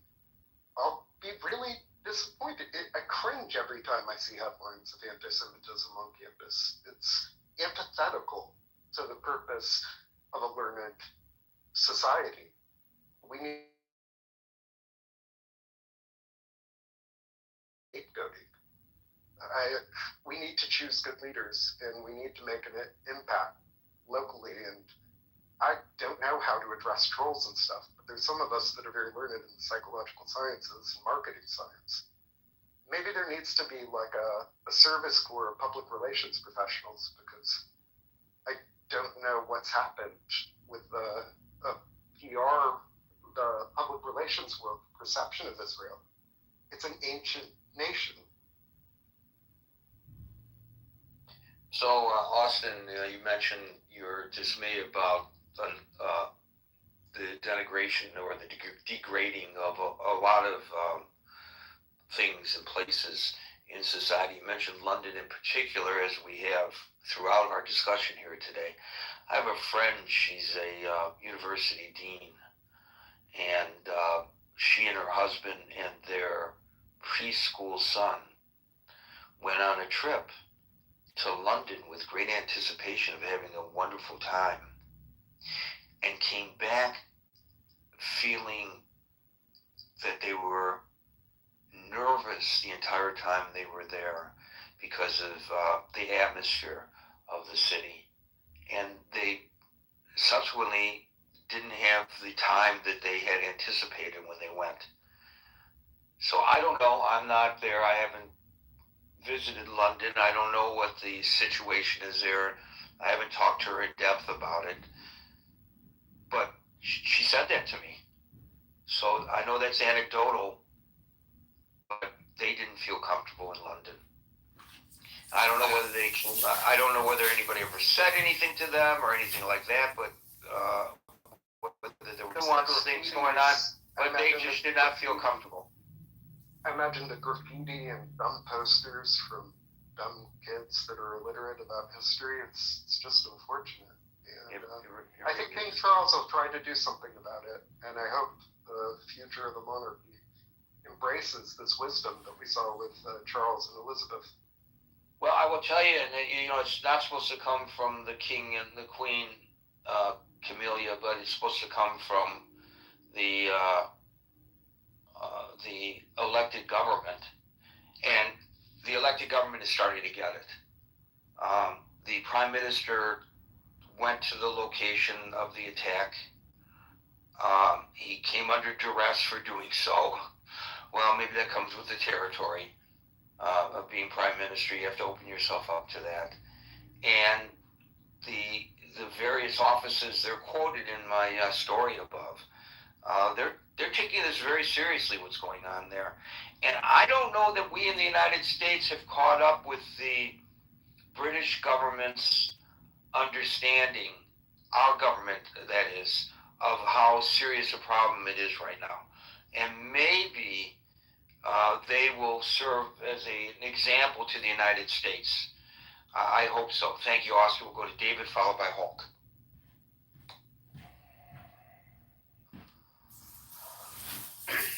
Yeah, another sobering topic, Gary, unfortunately. There's so many issues that are raining down on the outcome of what we're seeing in London and here in America. I enjoyed your article, although I didn't enjoy the content. I enjoyed the way you wrote it and documented it. But there's a lot of hate in the world, Gary, and there's a lot of hate that's being disseminated, and it comes from all sorts of sources and parts of the world. And when folks are aggrieved or they feel backs against the wall or they don't like what they're seeing, they want to blame somebody. They want to blame something. They want to attack, and they want to lash out. And a lot of times that is irrational. It's guttural, it's visceral, and it impacts minorities, impacts the weakest in society, or the most vulnerably exposed to what it is they're perceiving as being the cause of the pain that they're seeing in the world today. I mean, God forbid, Gary, that this United States would produce such smart and sophisticated, or at least educated children that's had to score well on these SATs and write these commanding essays to best their peers to get into these universities, to only then, as you put it, adopt these anti-Semitic positions against Jews or their fellow Jewish classmates in a rabid form of response to what they're seeing play out in the Middle East. But transpose that to a radical in London, somebody that's raised in a poor area of London and under theocratic strictures and not able to really enjoy the West or have the opportunities that the West provides. And then that person, I'm making the argument that a lot of the terrorism that London and the UK and other parts of Europe have experienced has been homegrown terrorism by actual residents born in those countries. They're not from another part of the world coming to London per se, although there are examples of that. But they're people who are brought up with these ideas toward the West and toward the very country that they're allowed to live in and have these freedoms. And so, we want answers, we want remedies, we want solutions for the problems and the pain and the stuff that we're involved with as a government, and particularly when there's military and arms involved and mass destruction of buildings and people and life, limb and property. And nobody wants to sit down and have a dialogue about, okay, well, how did we get here? There's many arguments and articles being written, obviously, about this Iran war and the genesis of all these issues, and we can pinpoint that the oil and the control of that from the very get-go is a byproduct of the geopolitics that continue to haunt us today, and particularly with regard to terrorism and violence, and obviously anti-Semitism, which has somehow been married with the whole international issues that we face in the Middle East. But as you said, Gary, anti-Semitism has been around forever. What would we use it as an excuse for what ails us as a society if Jews didn't exist? Who would be blamed? There would be somebody else. There'd be some other culture. There would be, and of course, Gary, I want to just, we have a stage here. We have limited time. Other people want to speak. It's very hard to parse these massive issues out here on the stage. But for the most part, I think at the end of the day, the United States, Britain, the West, we need to do a better job of reminding. What's it going to do? Should we have a Holocaust museum in every city?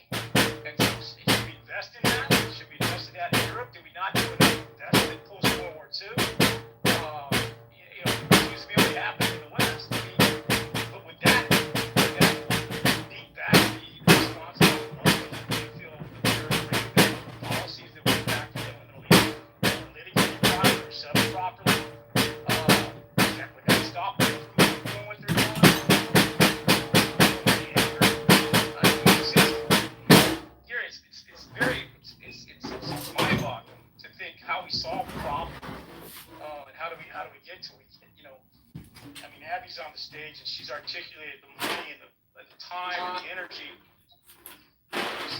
committed to sourcing out the roots of all this. We got better things to do in our life than to protect ourselves, to spend money in our holy places in America and around the world, which are bastions of spirituality, peace, and why we exist as humans. Become the targets of this hatred and hostility that somehow is everywhere now. So, and the social media, let's leave in terms of the technology piece that is leveraged by the hate, by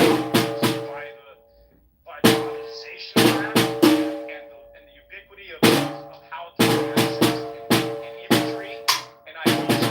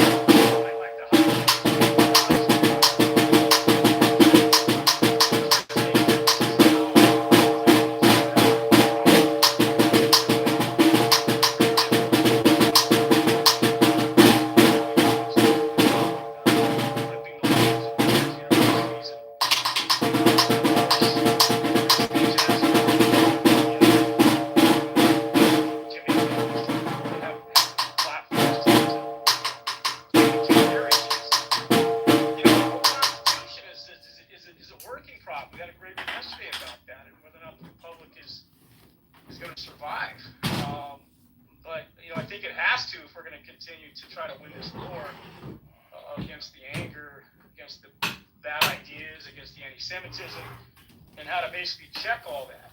I know war is warfare. There's a lot of winners and losers with that, and unfortunately, in today's America, today's world, there's going to be a blowback with regard to whatever we decide to do when it comes to defending the Middle East and the Jewish interests and Israeli interests there, and to keep them safe and to keep the Jews safe, as well as the other minorities in this country. We just had the Supreme Court, and I don't want to pin too much. To tell minorities in this country that your vote, your political communities may not produce the candidate you want to vote for. So I think those are bad omens for regard to minority rights in this country here. And that can somehow be married as well with how Jews are impacted as well, because they are part of that tradition of having to fight for their rights in this country. So I think if we wrote rights there, then we're not going to necessarily support rights over here. So I think the whole nation has to somehow get its arms around how far we are down. I don't want to get too involved in politics and Trump, but a lot of that is also playing out in a way that I've never seen before in this country. And I saw an interesting piece I wanted to post in the chat, and it was comparing the 8 years of Obama to the almost 7.5, 6 years of Trump now, and just the disparity in these types of scenarios that have played out on the national stage. The comparison is just mind-boggling in terms of where the country's at today. So Gary, I want to just reiterate your points. I know England is a great country, but it has changed. London has changed. It's anecdotal, but when I was last in London in 2015, I was visiting a British friend of mine, going to a wedding, I had a New Zealand Kiwi buddy, and I wasn't walking on the street, we were walking through this Hyde Park area, Marble Arch, those are the top of the exactly what I'm talking about, and you couldn't find a proper British breakfast, you couldn't find restaurants that catered to any of that, it had gentrified it in a more Muslim direction. And I was walking sort of in the path of the parking on the road, and I was a couple feet off from the sidewalk. And my Kiwi buddy goes, "Hey, mate, get over here on the sidewalk." Man, I go, "What are you talking about? What are you worried about?" He goes, they might run you over. And I go, "Is that rational? Because we're Westerners?" So, this is the fear that's out there, Gary. This is the stuff that is haunting, our Western world on some level. And it was irrational, and I kind of say, "Hey, you're out of control here." What are we? Are we out of control? On the stage today, I appreciate the room. Thank you. Actually, if he was speaking in British English, he would have told you to get onto the pavement, not onto the sidewalk. I didn't realize that, but the Brits call the sidewalk the pavement. If you and I was finally caught up with him. Gary Baumgarten's room must have drained him of all his dopamine today. He was claiming that America is going fascist. Dan, this conversation has been fast. They can do for you. Well, the Substack today's Substack posting refers to our discussion today. No, I can reach out to him. As long as you stay on the topic. Which is good for him, or evil. What will benefit his life or endanger it? What goals he should pursue in the body of man and in the bodies of Organism's life or fundamental alternative in the universe. Existence or non-existence. Thank you for that, Hulk. I think if you cross post, you'll get It's not a. deserve. With regard to the United Kingdom, What was the numbers over like the past 3 months? your speaker so far. No, it was derived from conceptual knowledge. But conceptual knowledge cannot be acquired automatically. Man's actions and survival require the guidance of conceptual. But the fundamental alternative of its existence remains this disease condition. But the fundamental alternative of its existence. So, after you know that I entrusted you. Countries, the rivers will run with blood. There will be blood all over the streets of London. And all of the polite, posh people in the United Kingdom laughed at him and said that was paranoid. But Enoch Powell has proven to be right. He came on the Now, for people that are in the United Kingdom right now, and I spend a lot of my time there, there's actually a political leader who's running on the same platform. There's a political leader, his name is Rupert Lowe, Lowe, and he is one of the only people in the country telling the truth. He is saying, if you allow immigrants from Somalia, they will stab Jews. It's guaranteed. And as you can imagine, Gary, the polite people, the leftists, the educated people, the people at Oxford and Cambridge, they all say that's an evil thing to say. They never say it's not true. They just say it's evil. It's one of those truthful things that's considered evil in polite society. Not only is it considered evil in polite society, it's considered evil in polite society in Michigan. In fact, if you make that speech at the University of Michigan, you're likely to get beaten up because telling the truth about the immigration gets you banned from polite society in America. So shame on the voters of the United Kingdom because they let the Somalis in and they knew it was going to lead to stabbings. So the voters have blood all over them. And if anyone in this room is a British citizen and you want to rescue your country from a lot more stabbings, there's only one prime minister you could vote for, and his name is Rupert Lowe, and I'm done speaking again. Well, I don't know whether I feel comfortable attacking an entire group of people, whether they are Somalians or Jews. But it is true that the attacker, who was, I mean, there's no question of who it was. It's all captured on video. You can see it for yourself, is a Somalian immigrant. Thank you, Hulk.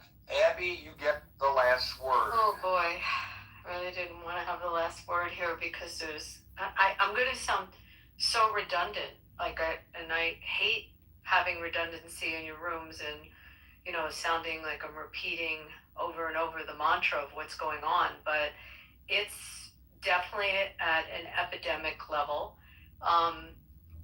If we just talk about London itself, in those incidents that have happened, the community trust, which is the counterpart of what we do in the US with SCN, it's actually who we fashioned SCN after. It's a very strong organization, and as you see in those videos, the Shomrim, the guards that they have, came to the rescue immediately in the stabbing incidents. And also, if you saw the videos of that, you saw two Israelis that were driving by and saw it and started screaming out of their car, and they were screaming in Hebrew and yelling, trying to get the people to notice there was a knife and what was happening. There is, the point why I'm saying this is there is definitely now a situational awareness that we have in our community, a real situational awareness. And also there's, Gary, I might have sent you the video, I don't know if I put it in the chat, of a situation where the police in England are there with pepper spray and, I forget what other tool they had, tasers, I guess, no guns. So they're actually running from the perpetrators because they don't have any guns to go and protect the citizens or themselves. And it's, people can argue that they like the British system of not having the weapons, but they're also not protecting citizens as a result of it. So, where does it leave us? It leaves us having to arm up, having to be not just situationally aware, but trained. And everyone has to be trained in the schools and in the temples, also in the restaurants. They have to pack and make sure that they have enough protection if someone comes in on the attack. And it's primary now in our community. I just went to an annual luncheon that's normally someone talking about, I don't know, raising kids or, different charitable needs in the community or programs that they're doing, humanitarian programs, and the entire lunch for these ladies that, the idea of carrying a gun or training is just so remote to them, was all about security and all about the training and all about having to arm up and worrying that their grandchildren are safe as they go to school. The whole tone has changed in our community, and the paradigm has changed, and it's hard when I try to explain it to people that it is completely taken over the emphasis on what we're about, and there's so much in our faith and our culture to learn and to give and to study, and we unfortunately have to focus primarily on this, as well as our finances are now primarily on this. I listened to what David said and what other people said, and what David's comments were very warming to me, and he has been in the past. In other words, different political points of view. As much as I have embraced and supported both financially and with a lot of time, things like Holocaust museums, I sat on my governor appointed me to the commission here in my state, the Holocaust Education Commission. I don't think it's the answer right now. Unfortunately, our resources, as much as we have to educate and we have to teach that it can happen again, our resources have to go to the here and now and protection, and making sure there are hate crimes that are prosecuted, and that we take the time to meet with our district attorneys, our state attorney generals, our members of Congress, our state assemblymen, that these statutes are in place, that there's legislation, and that there's actual follow-through and prosecutions as a result of it. I think that what we can do is make that a pretty loud statement that it's not going to be tolerated, and people are going to go to jail for it.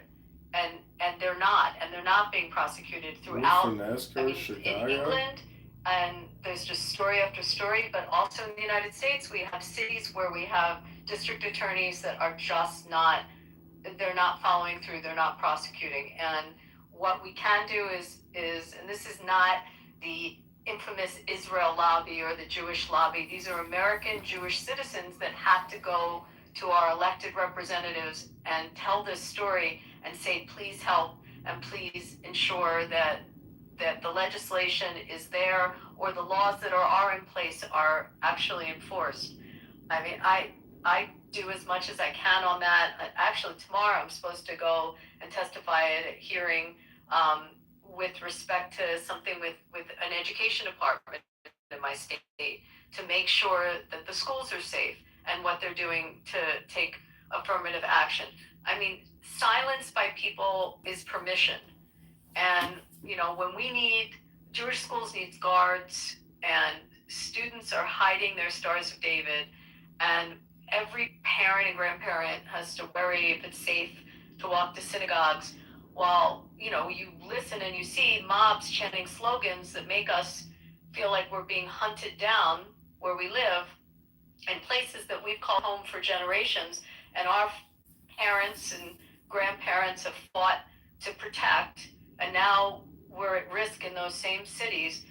And in places like in England, when Jewish ambulances, you know, places of worship are firebombed, that silence is not enough. And, you know, I just ask, and I hear it in people like David, and I thank him to stand with us and to help us, and that the solidarity means so much. And, you know, call it out for what it is when you see it. And it shouldn't be, it's a stain. It's just a stain on our civilization. And it's cowardly not to call it out. And that's you know, how I feel.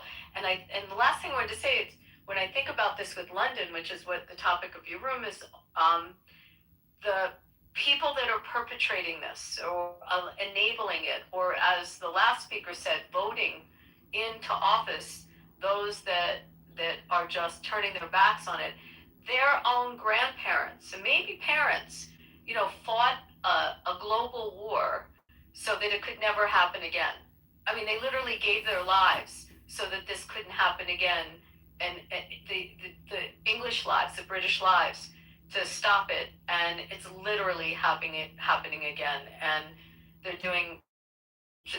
just doing nothing about it, and we're angry, and we shouldn't have to beg for support. We should feel that the concept and there's a solidarity and never again, and that's really a slogan that's got to be on people's lips. And that's just what I want to say. I mean, that you got to turn the anger into something productive. And for me personally, it's getting people trained, it's getting people armed, it's getting people situationally aware, it's target hardening our facilities, it's making sure we know who the enemies are, where the problems are, it's researching, it's being, you know, it's just being on guard.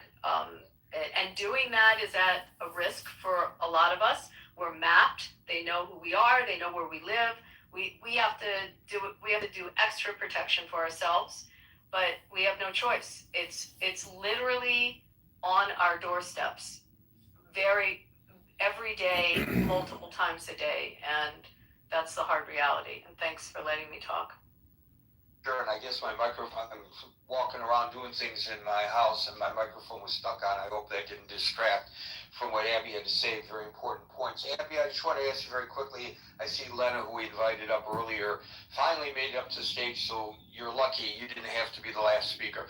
But I know you have been very critical of the Starmer administration, the prime ministership in the United Kingdom. And I'm just wondering, though, given the fact that they seem to suddenly be waking up, they're increasing the threat level.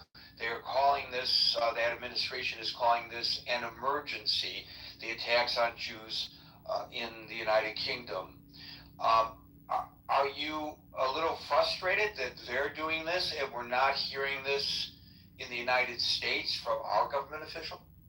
So first of all, they need to list the Muslim Brotherhood and the IRGC as terrorist organizations. I mean, there's a lot more that Stormer has to do, and I'm very critical of him.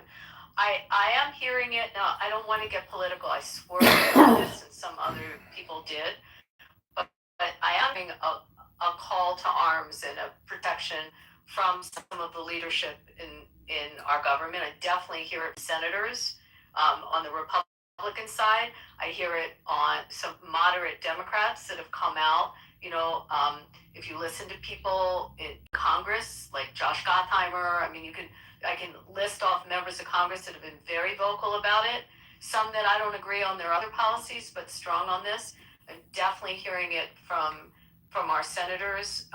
We've been hearing it from Marco Rubio from when he was in the Senate. He's been a champion of this and still fighting it very loudly. And we're hearing it from the president. People can start bitching and moaning everything, and your chat can go as it goes in all those directions of the Trump issues and the Trump syndromes. But he has come out to our community. First of all, he changed Title VI in his first administration to protect our community. And the biggest issue from our government in the United States right now, when I said it's primary, it's not funding the National Holocaust Museum. It's making sure the security grant money is there to protect these facilities. And the security grant money is not just for Jewish facilities, but they are for at-risk faith institutions and at-risk institutions in the United States. And that money comes from Congress, and Congress has appropriated it. There are problems with the program.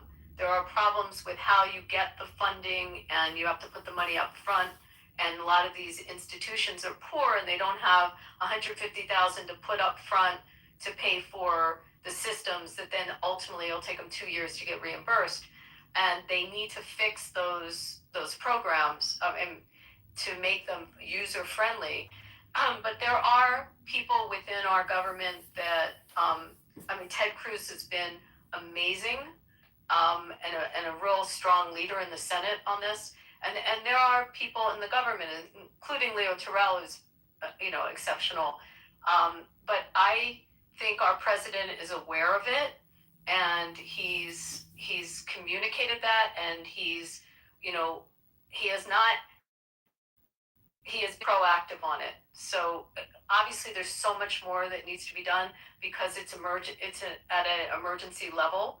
But I am happy that it's this administration that's in now. I would be scared, much more scared, and probably having a different conversation if it was a Harris administration. So, and again, I didn't want to get political on this, but I'm answering your. Thank you. We saw in New York City that the pressures can make people change. The idiot mayor, Mamdani, blocked protections that were put into place by the previous mayor Adams of religious institutions, houses of worship. And while it was motivated by attacks on Jewish houses of worship, as you point out, in the example that you used, it meant all houses of worship. And he blocked that, and he recanted. He allowed it ultimately because of the extreme pressure put upon him. But he felt that setting up a buffer zone so people can have ingress and egress to a synagogue or a mosque or a church infringed on New Yorkers' rights to protest. No, it did not. And it just meant a buffer zone so people could go in and out. You could still protest, scream, holler, use your megaphones, all you want, but you can't block people and intimidate them going in and out of a house of worship. Why do I say the idiot? Because a companion bill that would give related protections to schools has been vetoed by the same mayor.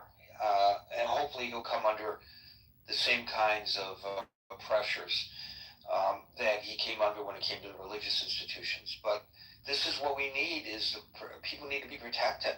You can accommodate both people's rights to protest and people's rights to not be accosted. You can accommodate them in our society, and to say that one has to be done to the exclusion of another is stupid. It just shows that you're too lazy to make that happen.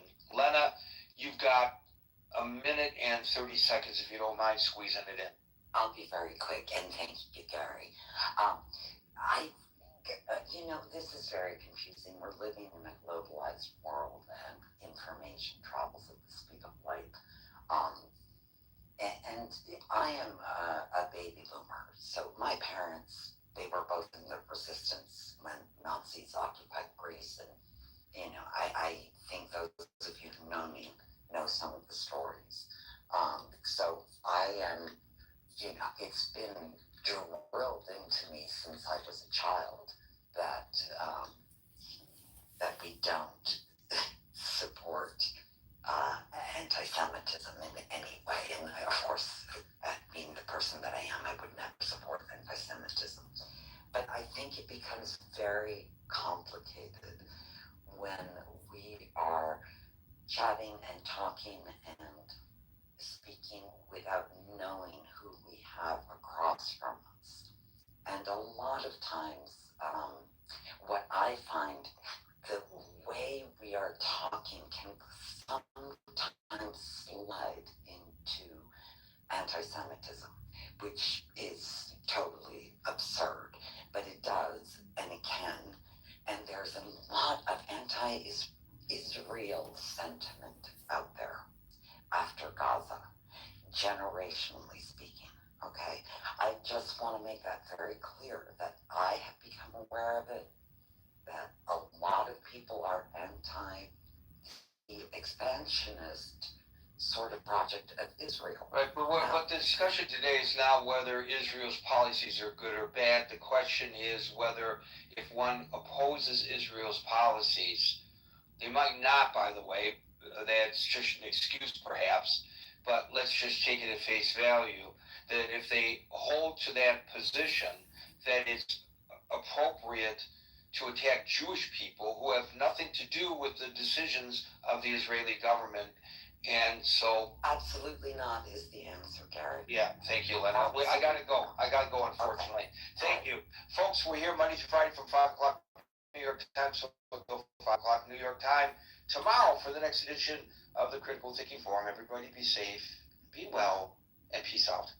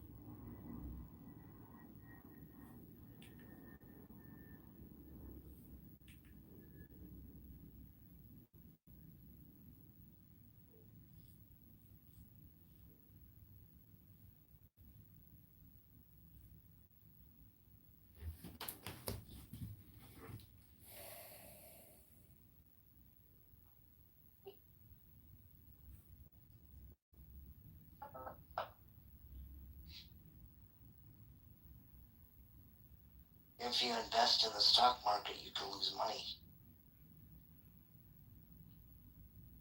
What did you say? I said, if you invest in the stock market, you could lose money sometimes. Yeah, of course. That's quite cheap. I mean, you're like.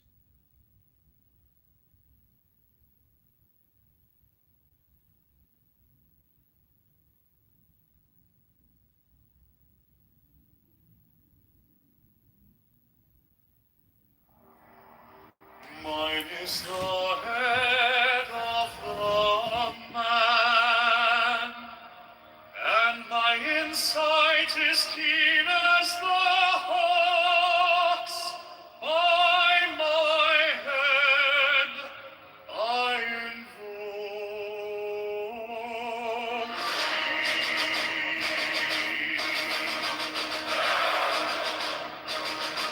I am the only begotten child of my father and mother. My father is dead.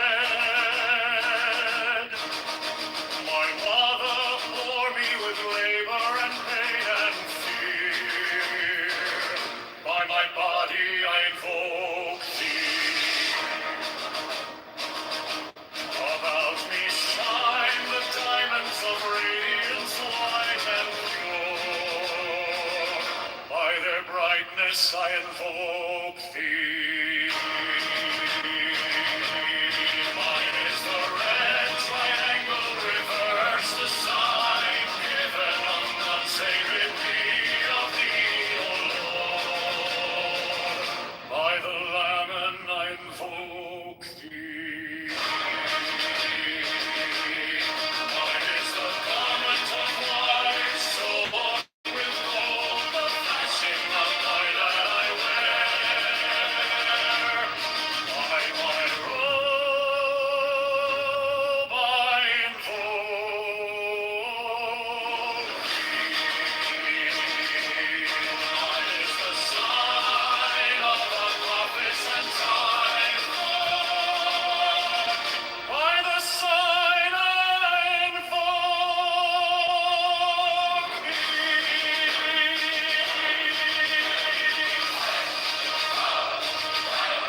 Mine is the turban of white and gold, and mine the blue vigor of the intimate air. By my crown I invoke thee.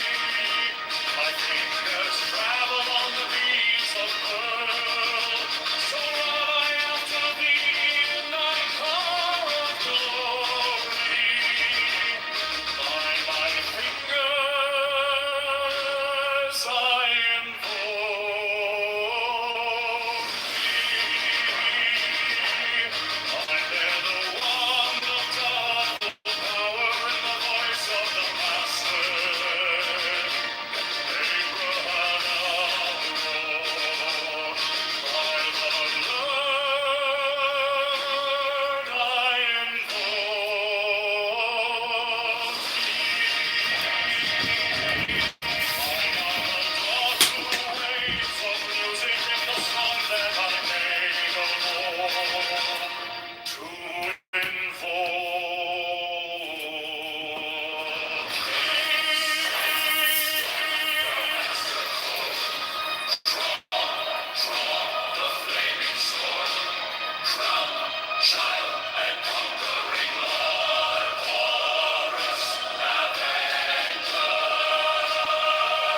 By the song I invoke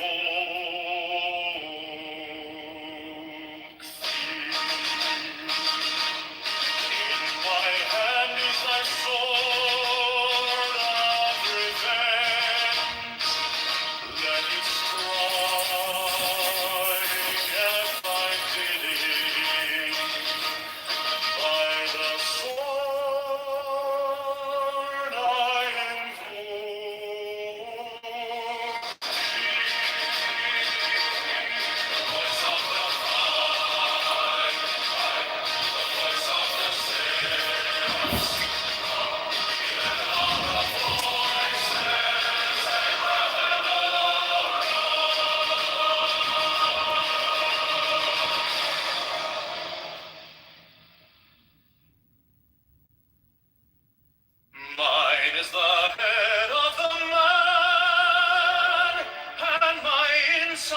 keen as the hawks by my bed I invoke thee. I am the only begotten child of my father and mother. My father is dead. My mother bore me with labor and pain and fear. By my body I invoke thee.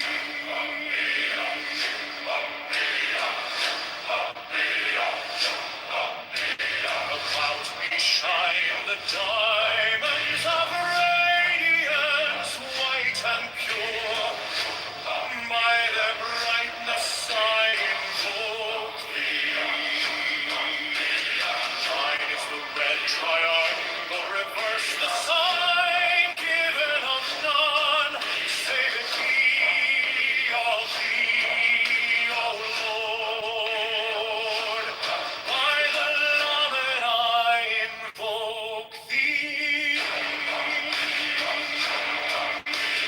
Mine is the garment of white, sewn with gold, the flashing of day that I wear. By my robe I invoke thee.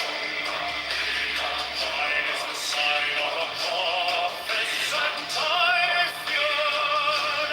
By the sign I invoke thee. Mine is the turban of white and gold, and mine the blue fear of the intermediate. By my crown I invoke thee. My fingers tremble on the beads of pearl, so run I after thee in thy car of glory. By my fingers I invoke thee. I bear the wand of double power in the voice of the Master.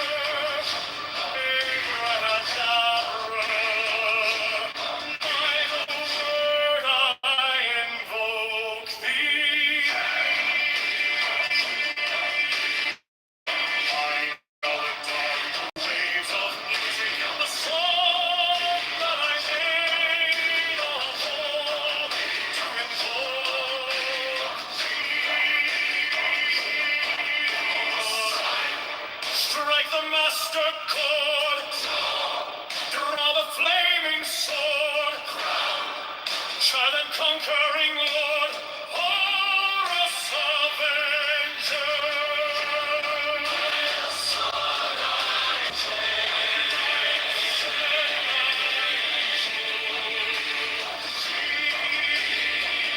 In my hand is thy sword of revenge, and it striketh thy cheek. By the sword I invoke thee. Voice of the five, the voice of the 611 are the voices. Abrahadabra.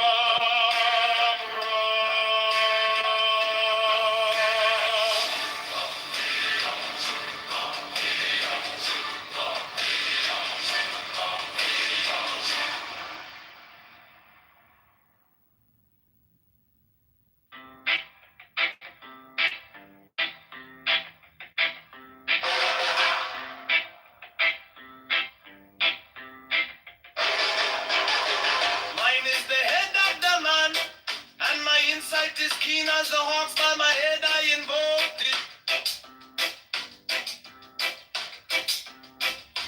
I am the only begotten child of my father and mother. My father is dead. My mother bore me with labor and pain and fear. By my body I invoke thee.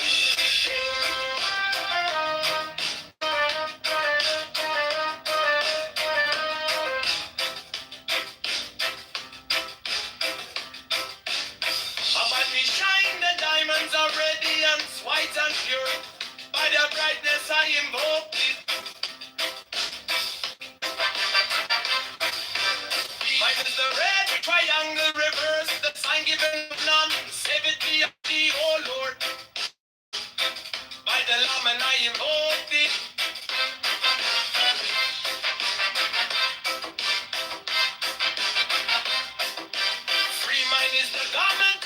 white, soul with gold. The flashing of eye that I wear by my robe, I invoke it. Give mine is the sign of a prophet and typhon. By the sign I invoke it. For mine is the turban of white and gold, and mine the blue vigor of the intimate. By my crown I invoke it.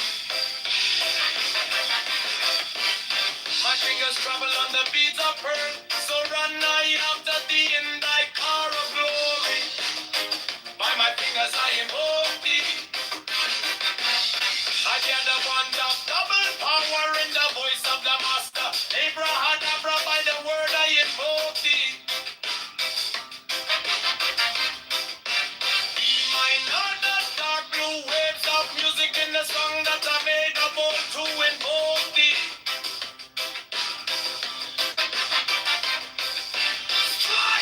Strike a master chord. The flaming sword. Giant and conquering Lord. Horus, avenger. By the song I invoke thee.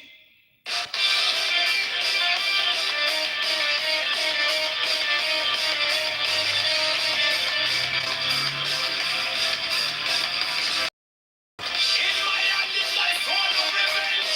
Let it strike and begin. By the sword I invoke thee. The voice of the fight, the voice of the 611 of the voices. Everyone, everyone.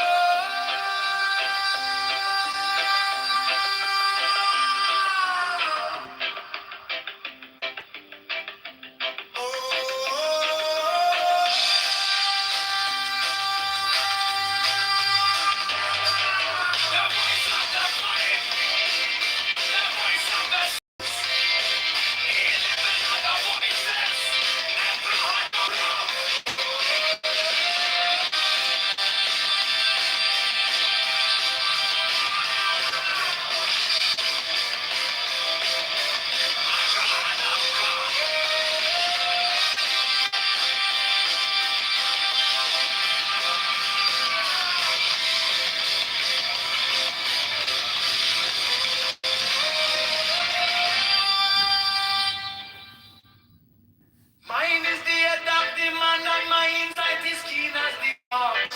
By my head I invoke thee. I am the only begotten child of my father and mother. My father is dead. My mother bore me with labor and pain and fear. By my body I invoke thee.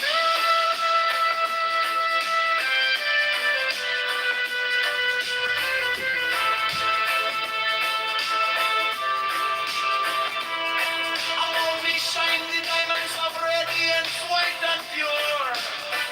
By the brightness I invoke thee. Mine is the red triangle reverse, the sign given of none. Save it be.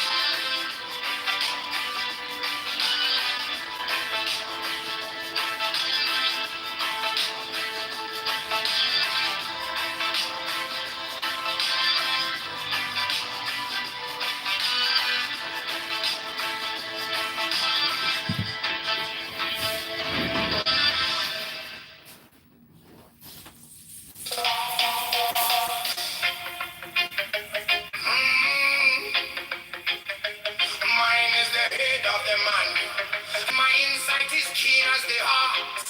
By my head, I know.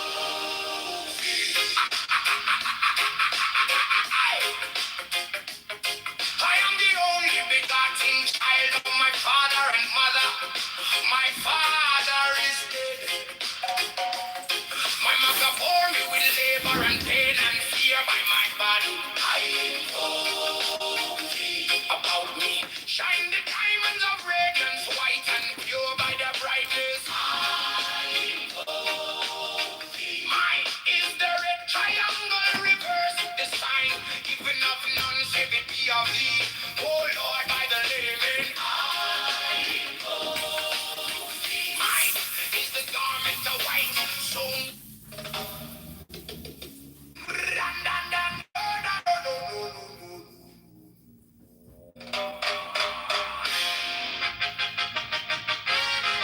mine is the head of the man, and my insight is keen.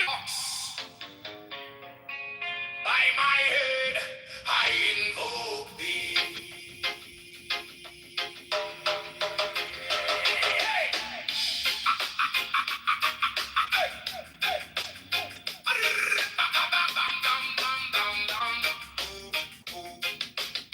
I am the only begotten child of my father and mother. My father is dead. My mother bore me with labor and pain and fear by my body. I invoke thee. About me shine the diamonds of radiance, white and pure. By their brightness, I. Mine is the head of the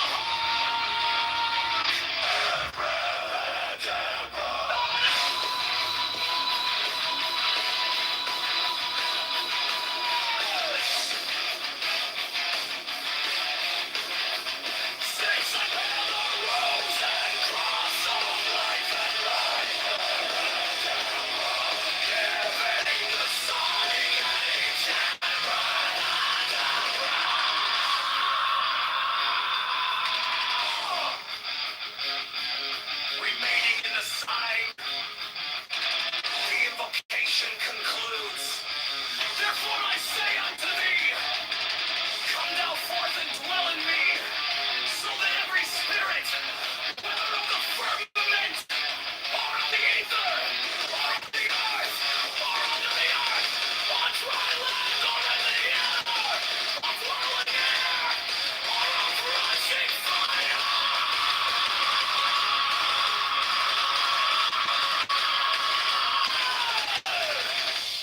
and every spell and scourge of God, the vast one might be there.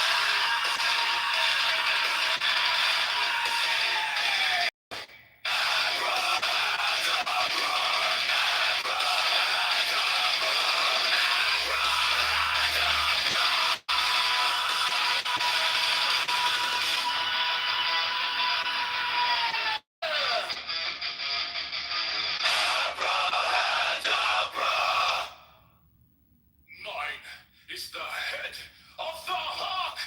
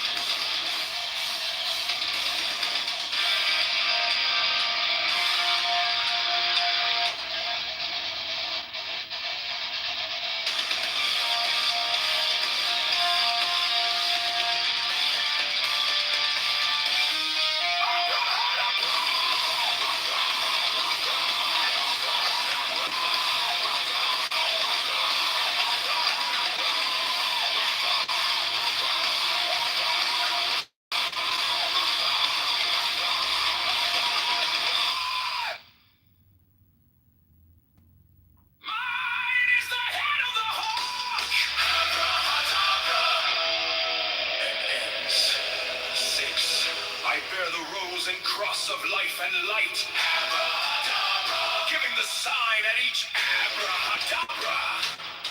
Remaining in the sign, the invocation concludes. Therefore I say unto thee, come thou forth and dwell in me, so that every spirit, whether of the firmament, or of the ether, or of the earth, or under the earth, on dry land, or in the water, of whirling air, or of rushing fire, and every spell and scourge of God, the vast one, might be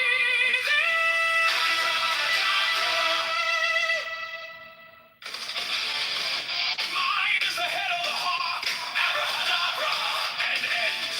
6, I bear the rose and cross of life and light, abrahadabra, giving the sign at each abrahadabra, remaining in the sun, the invocation concludes.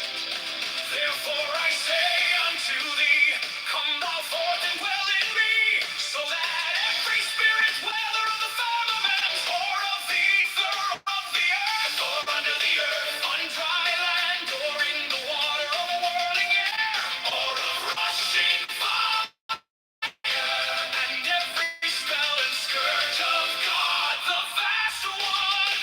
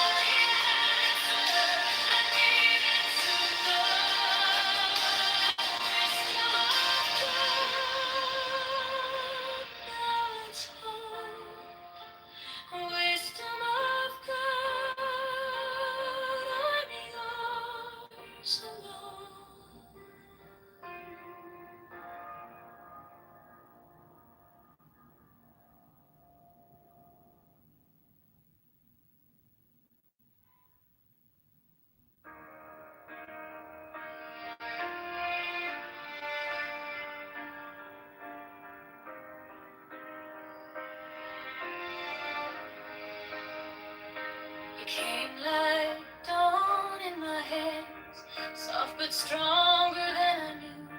My fear turned gold in your eyes, and my old night broke in two.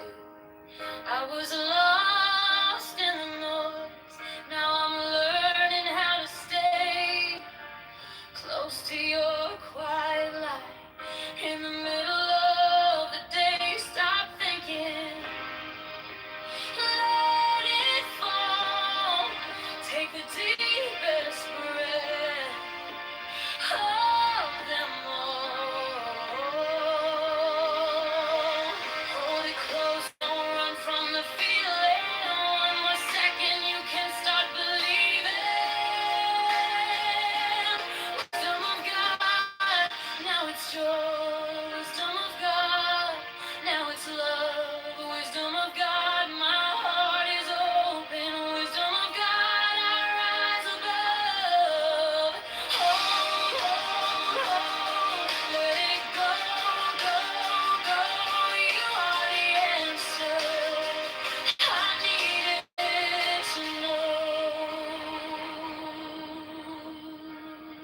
Your touch is a steady rain on the dust of who I was. Every wound gets named, then it fades in the hush. I don't need 1,000 signs when your name is in my chest. One deep breath, one brave step, and the rest can be blessed. Stop thinking, let it fall. Take the deepest breath of them all. Hold it close, don't run from the feeling. One more second, you can start believing. Wisdom of God, now it's joy. Wisdom of God, now it's love. Wisdom of God, my heart is open. Wisdom of God, rise above. Let it go, go, go. You are the answer I needed to know.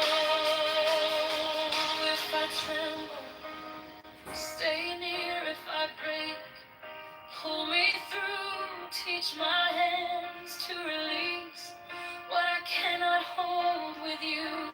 10 not 9, 10 not 11. I breathe in your holy calm, and the storm in my head lays down.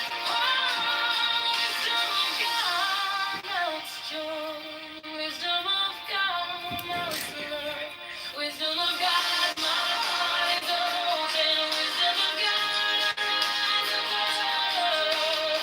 Hold, hold, let it go, go, go. You are the answer I needed to know. Wisdom of God, now it's home. Wisdom of God, I'm yours alone.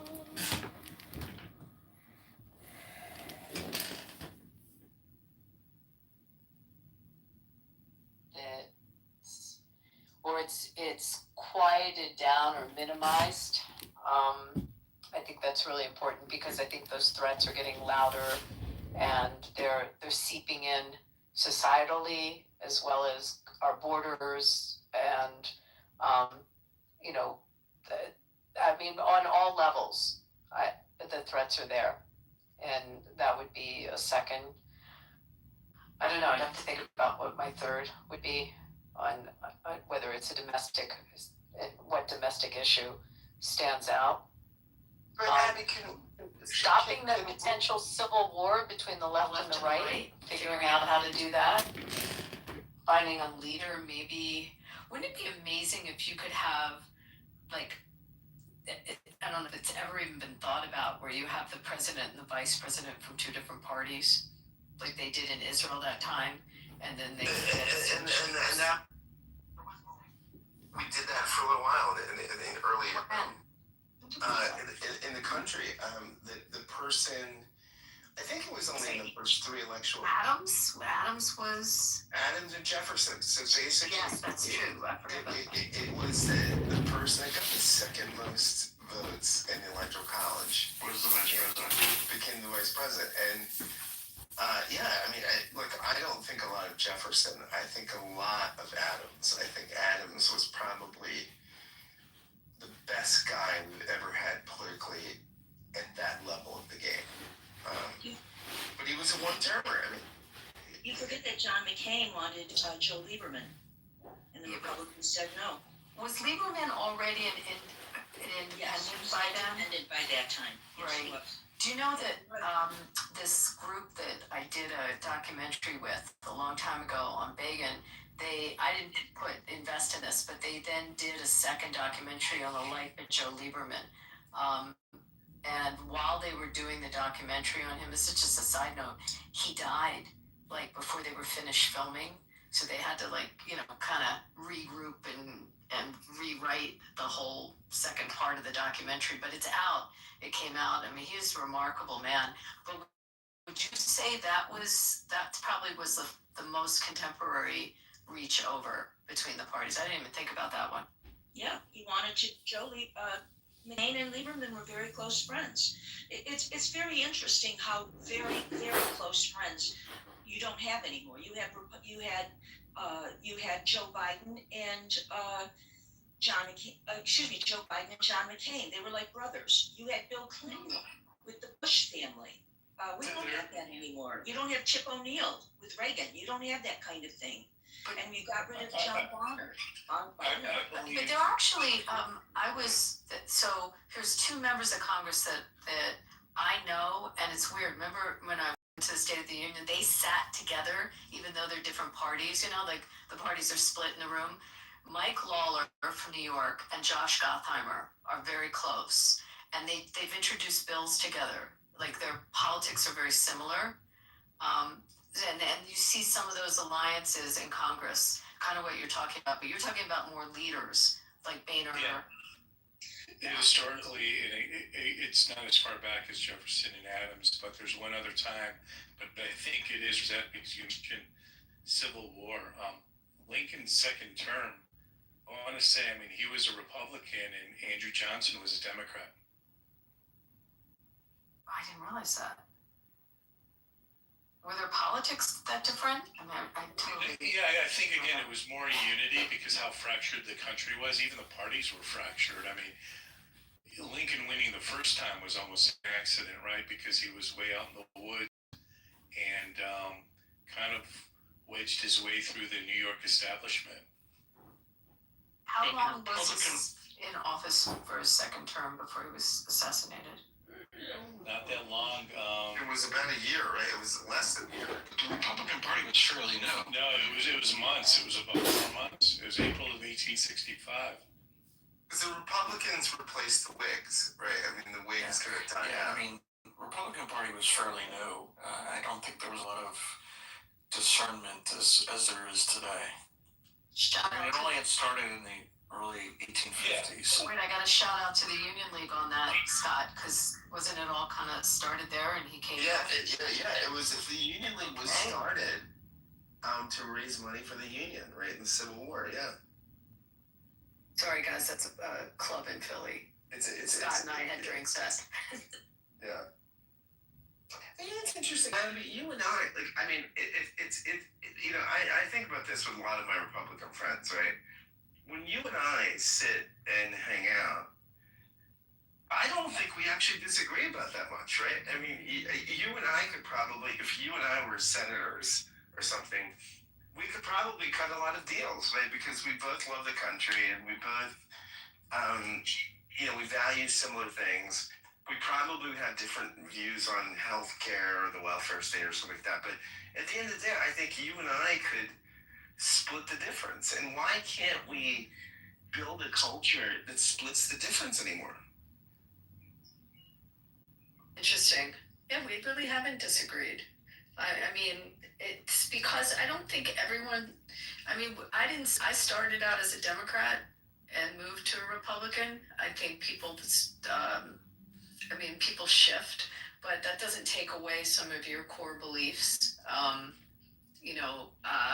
And I've said this to people and they don't believe me, but this is firsthand.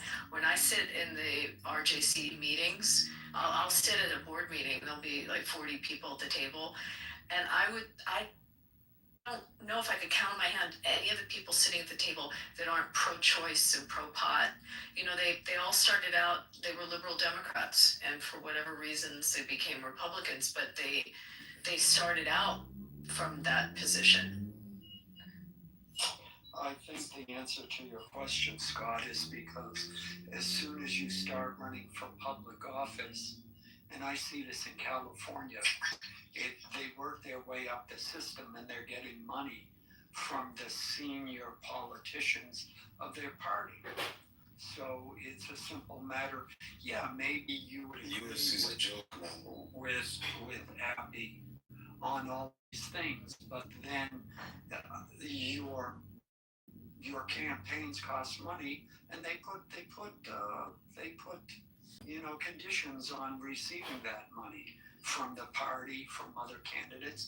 So it's where, well, yeah, gee, I know you're really not big on abortion rights, but I'm using this as an example. You could pick any other one.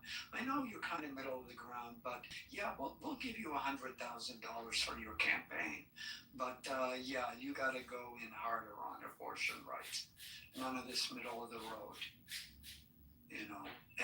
And so, you end up, if you want to be run for office and win, which winning is always nice, it comes with a price tag. And so you and Abby will suddenly find that, Abby will come, gee, why did you vote on that bill? Well, Abby, this, that, I had my reason, whatever. And then Abby ends up, choking you to death. And then it becomes a big, scandal. And, and then you can't have that. So that last part might have been made up. Let's go to Universe. My man, John Kitover. John, I mean, you're an outlier, right? And you irritate most people on the app, but how would you heal the country? I mean, John, if you...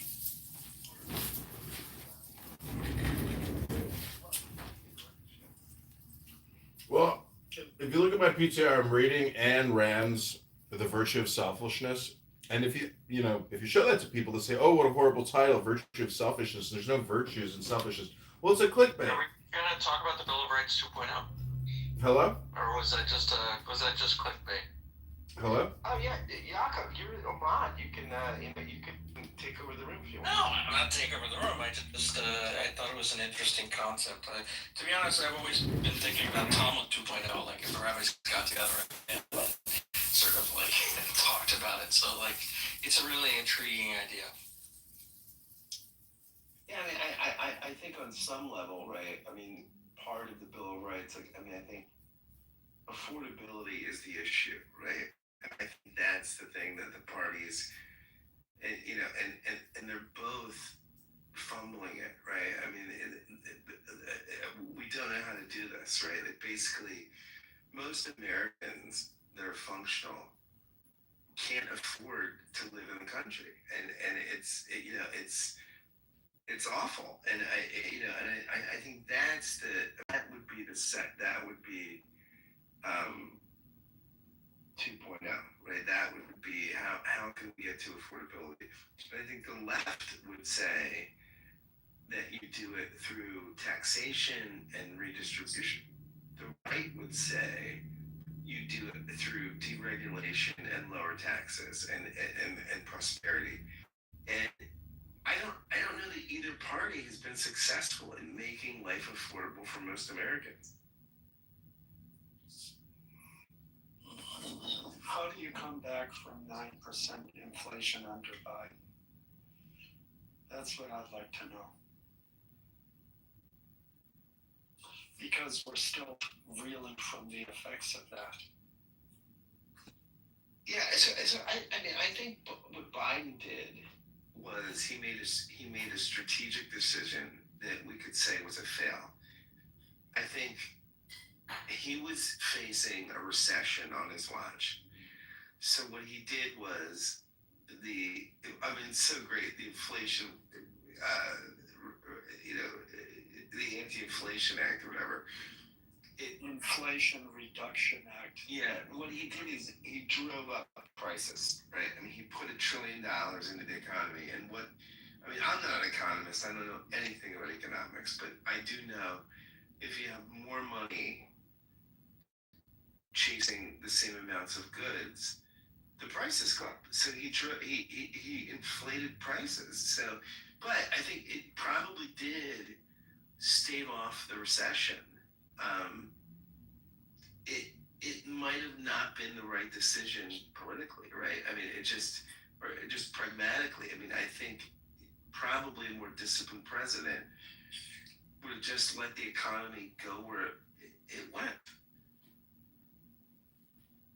I'm curious where Greece is now, because Greece was having a lot of problems, and I haven't kept up on it. And I don't, but they had hyperinflation, I believe, or bad inflation. And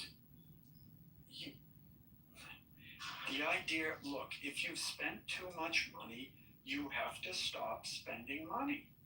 That's not a difficult concept to understand. It might be difficult. Hold on a sec. Thank you. It might be difficult to sell politically, and we've seen time again, like in France and in other countries, where politicians try to propose austerity budgets, and people just lose it. And you'll see protests, things like that. But I mean, the idea that you spent too much in the last year, so this year you have to spend less so you can get back on track, is that a difficult concept for people to understand? And why wasn't that being sold? No, but this goes back, I think, Alan, to an Indigo Girls song. The hardest to learn is the least complicated. It's not complicated. It's just a hard lesson to learn. I don't think, Yeah, I agree.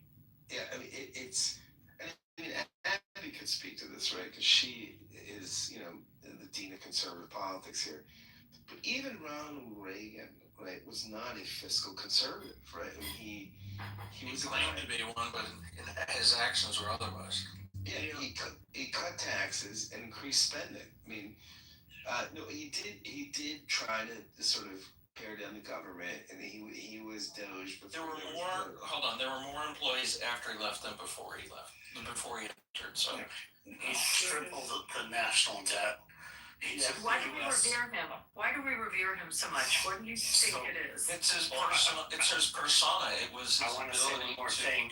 When he took office, the United States was the largest creditor nation on the planet.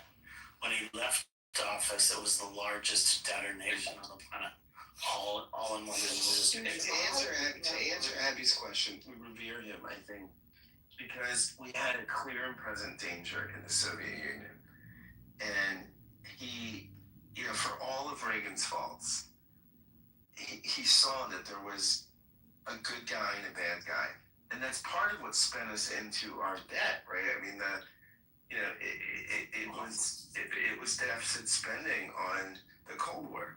But, and we won it. I mean, so I think that's why we revered him, because he I think you're right. I think that's one thing, but I think there's a lot more. He was a very good communicator, and he brought the country together after a decade that was very difficult and full of malaise and whatnot, and brought hope, and people bought into that messaging.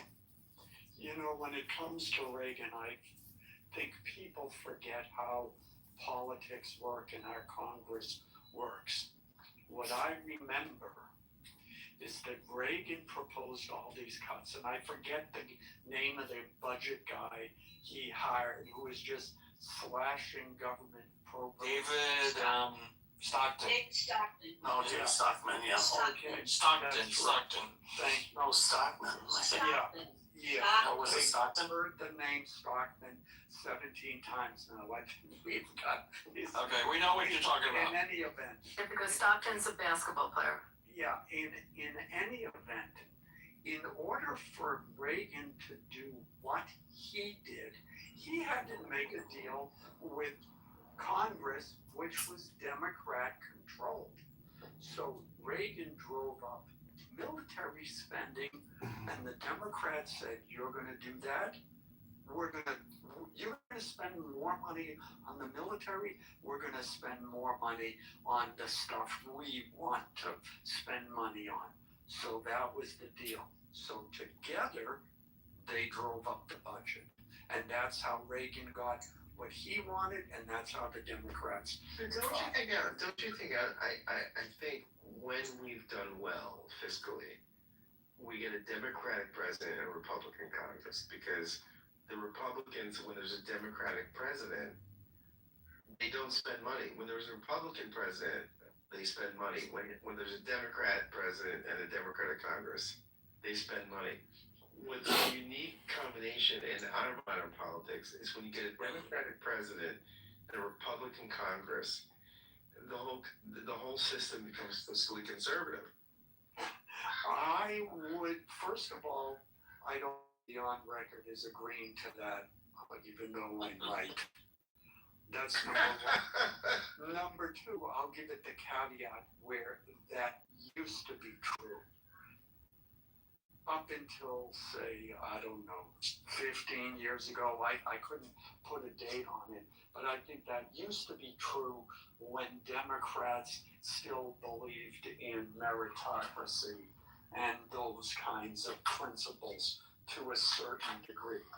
I think now that they're pushing a different narrative, I don't know that we can count on that. Because you're going to have executive orders, sorry. No, may I say something about Reagan from both sides? Looking at him from both sides. Bearing in mind, Reagan had been a Democrat when he was governor. And he became a Republican because his wife, her stepfather, said, I can bring you Bloomingdale's, I can bring you all of these people, I can get you in. And that's why he became a Republican. By the way, my parents, who were Democrats, became Reagan Democrats. They weren't happy afterwards, but they were Reagan Democrats. They did vote for him. My issue about Reagan is that two things. Most people have never gone back and looked at the McCarthy era, and he blackballed. He's somebody who blackballed people who died, people who lost their careers, people, he labeled them as communists, and it was a horrible thing that he did. And and then when he became president, he said he would never blackball anybody, and he denied ever having blackballed people. So I didn't like him for that. I didn't like trickle-down economics, and the person who came up with trickle-down economics swore afterwards, don't ever do it. He said, never again. He said it was bad. Reagan, he was a great. And now Bush, they legislated this, right? I mean, Bush called it voodoo economics, right? I mean, yeah, it was a serious conservative guy, and he lost the argument.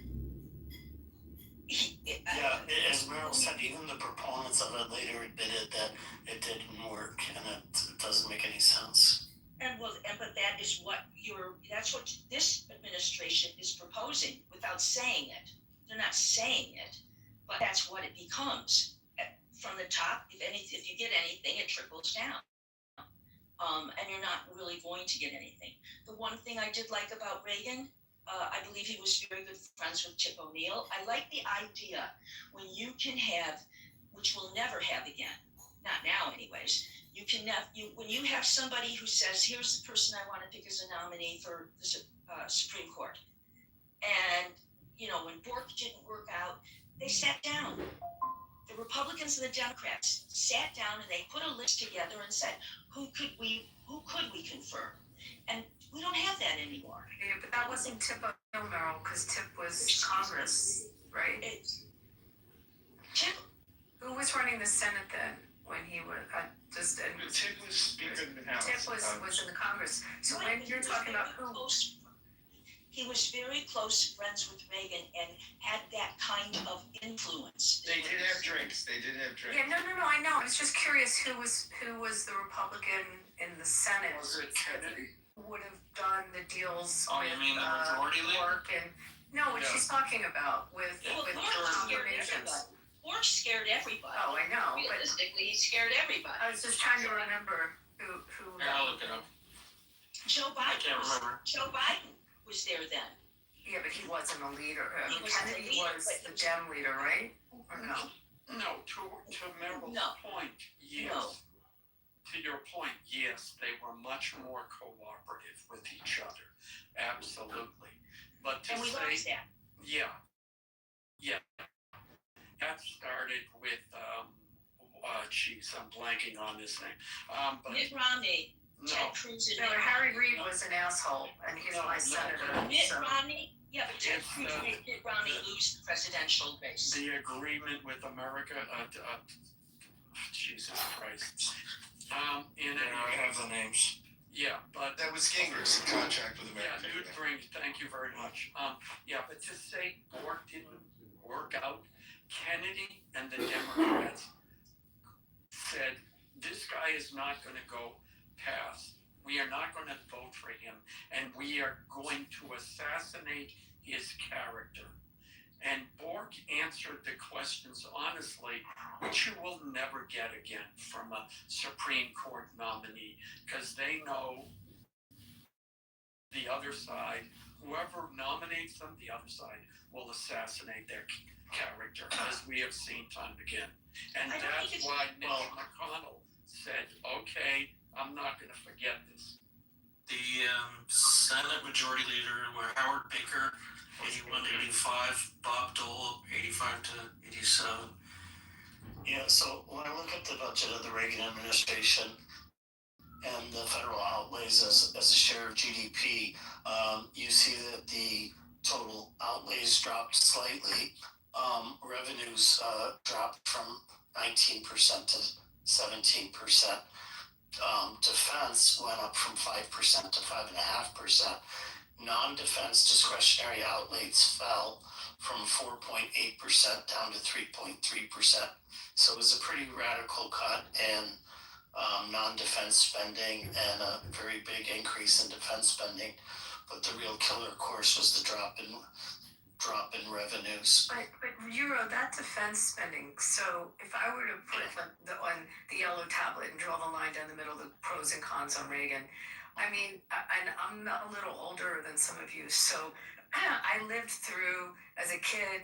You know, I don't know how many of you had to go under your desk and do the drills and the fear of the Cold War, but we I've seen the YouTube videos. Okay, so I mean, we all had that. So I guess for me, the strength, or the real thing from Reagan was that strength abroad, and it kind of took away that fear of the Russians. I mean, we had a fear of them. We had a fear, not the Russians, sorry, the Soviets. We had a fear. They were our real enemy. I mean, you know, although we had finished Vietnam, I mean, in terms of actual fighting and some smaller, you know, smaller battles along the way. I mean, the Soviet fear was what we grew up with, and for me, he took that away. Like he cured that. Yes. So that's on my pro side of He Reagan. also removed the Malays after Vietnam through Carter and the bungled Iranian rescue operation. America was fearful of using its armed forces. He put short-range ballistic missiles in Germany to combat the Russians. I mean, major spending programs, and I think he turned the perception that it's okay to use military force. But that's the point.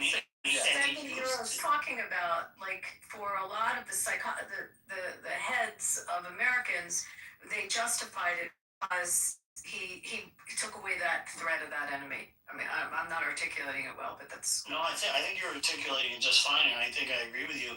I don't have a particular problem with the defense spending. I mean, it's a little high, but I think to some extent it was justified. And you know, he did have this little squabble. What was it in Grenada and stuff like that? like 10 days. I mean, you do realize That was during him, right? Bernardo was during when Reagan was president, we paid annually what we now pay monthly in interest expense. Annually. Now we pay it monthly. Yeah, so the big problem with Reagan, I don't think, was the defense spending. I really think it's more to do with the drop in revenues, like I said, which was significant. And like I said, the United States went from the largest creditor nation on the planet to the largest debtor nation on the planet. And I think that culture is bad. I've researched this, and I think his tax policies can increase revenue. Basically, when you deregulate, not as much as the economy grew. So that's why I said as a percentage of GDP it dropped. So it went from 19% down to 17%. So it's a pretty significant drop, which is one of the reasons. I mean, part of that is we didn't cut spending, right? I mean, the debt went up. This is what I'm saying. Like, you don't want debt to go. Like, it's not like a small difference in debt. He tripled the debt, so it's significant. There's something I don't understand though. Merrill, you said that he started out as a Democrat, and yes. I'm having a fleeting memory of him being at the Republican convention and not getting the nomination. And he was 76. Yeah, okay, he was viewed as an extreme right wing.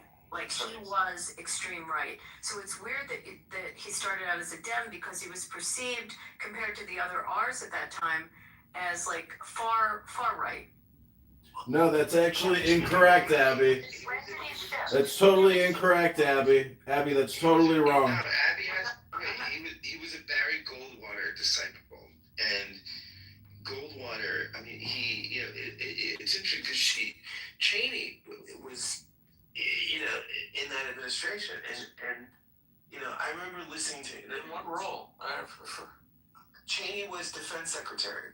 And they were basically, I mean, Cheney basically said, Cheney was an old school traditional Republican, and somebody, one of these supply side guys came in and said to Cheney, like, let me explain to you supply side economics.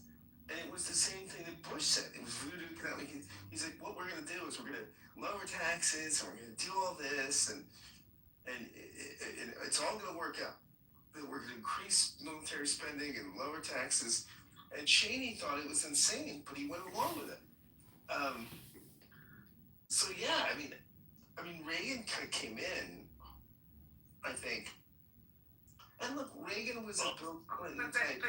So to answer your question, it was 1962. Oh, so it was Barry Goldwater.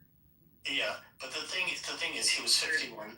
Maybe they were considered extremists in a way, but they were not what we would consider far right. I mean, they were, if anything, kind of to the left of the, I guess you would call them now like paleocons, like Richard Nixon and so forth. He was considered far right by the Republicans at the time in 1970. I mean, Buchanan was the really far right. But that's what I'm saying. Like he's frightening.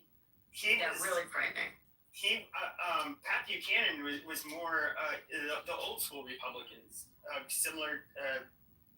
He's more similar to Nixon than Goldwater. No, he was not old school Republican. Old school Republicans were more centrist, just like old school Democrats were more centrist. Kind of like the Rockefeller Republicans. Yeah. No. The thing is, so like I was saying, he switched in 1962 when he was 51, but he had already made an ideological shift in the 50s. So he was still a Democrat in name, but he was increasingly, once he took his position with General Electric, he started, promoting more like Republican ideas all the time. But when was he shifting from Democrat to Republican? When did that happen? Officially, party registration 62. Ideologically, in the 50s. From about 1954, he started. He was a Goldwater disciple. Because he was. I didn't know that. I didn't think of that. I thought about that it was his father-in-law who convinced him to become a Republican. No, he was a Barry Goldwater guy, and he knew Barry Goldwater personally. He was a TV host on General Electric Theater. On General Electric, I remember Yeah, that. and then he started promoting GE publicly, and as part of that, he started shifting his explanation about American prosperity, and he would visit GE plants across the country and give speeches. So there were some other things about him that I found a little bit. His wife was a little bit troubling. He had to be. Once he was shot, every single trip he took was predicted. She used an astrologer. Yeah. She used an astrologer. So all of his movements and everything was determined by an astrologist. That's true love, Meryl. We should all be so lucky to have love like that in our lives. I read the love letters that he wrote. But listen, this is the one thing, though, that we all condemned Joe Biden, saying, that he was not completely alert, let's say, at the end of his presidency. Neither was Ronald Reagan. He already was absolutely was not with Alzheimer's, and he fell asleep at the Russian summit. And he was caught sleeping at the Russian summit. But he was already in the stages of early Alzheimer's. But he had a vice president that was, in Bush Sr., that was absolutely unbelievable. Probably the best person we've ever had in the White House. Most qualified. Now let's talk about Bush Sr. Bush Sr. was not a conservative. Bush he was for the Equal Rights Amendment. He and Barbara were very, very, I'm not going to say they were Democrats, they weren't, but they were very liberal in some of their policies of how they thought about. Who would you say they were like today in the Republican Party? Meryl, none of them are conservative nowadays. They all want big government for different reasons. The only real conservatives are.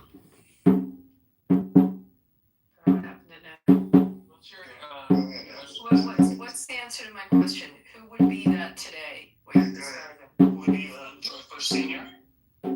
Yeah, I'm describing Bush Sr. and his politics. Who's there now? Once Reagan got the nomination and asked him to be vice president, he flipped overnight. He became immediately was the conservative, and then when he no longer was president, went back to being more liberal in certain policies. Even Reagan, he spoke conservative ideology, but he was often very pragmatic in terms of what he actually did. Well, I see it for me now, and you might not like this, but all the Republicans that run right now, when you look at people that are running and you look at people that are in Congress, one of the things that I'm not going to say almost all of them, but many of them, they're say that the election was stolen. They still do that. No, they don't all say that. I know so many that don't say that. Abby, listen carefully to what I said. I didn't say all of them. Many of them still do. You just had he just testified before Congress for confirmation. He wouldn't say that Biden won the election.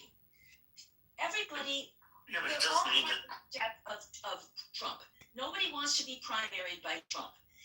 And when you look at all of the Republicans that are running, including people you might endorse, Abby, they all say they are Trump, they're conservatives and their politics are more like Trump.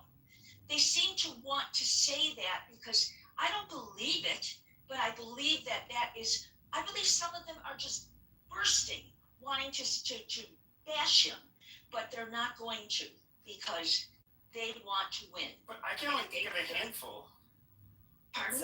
I can only think of a handful that would have said the election was stolen. That tended to be some of the bigger loudmouths some of them aren't even in Congress anymore. I agree. Marjorie Taylor Greene, for example. Yeah, they're not the voice of the Republican Party, Meryl. I hear what you're saying, but I go and I listen to these speeches and they come to our conferences.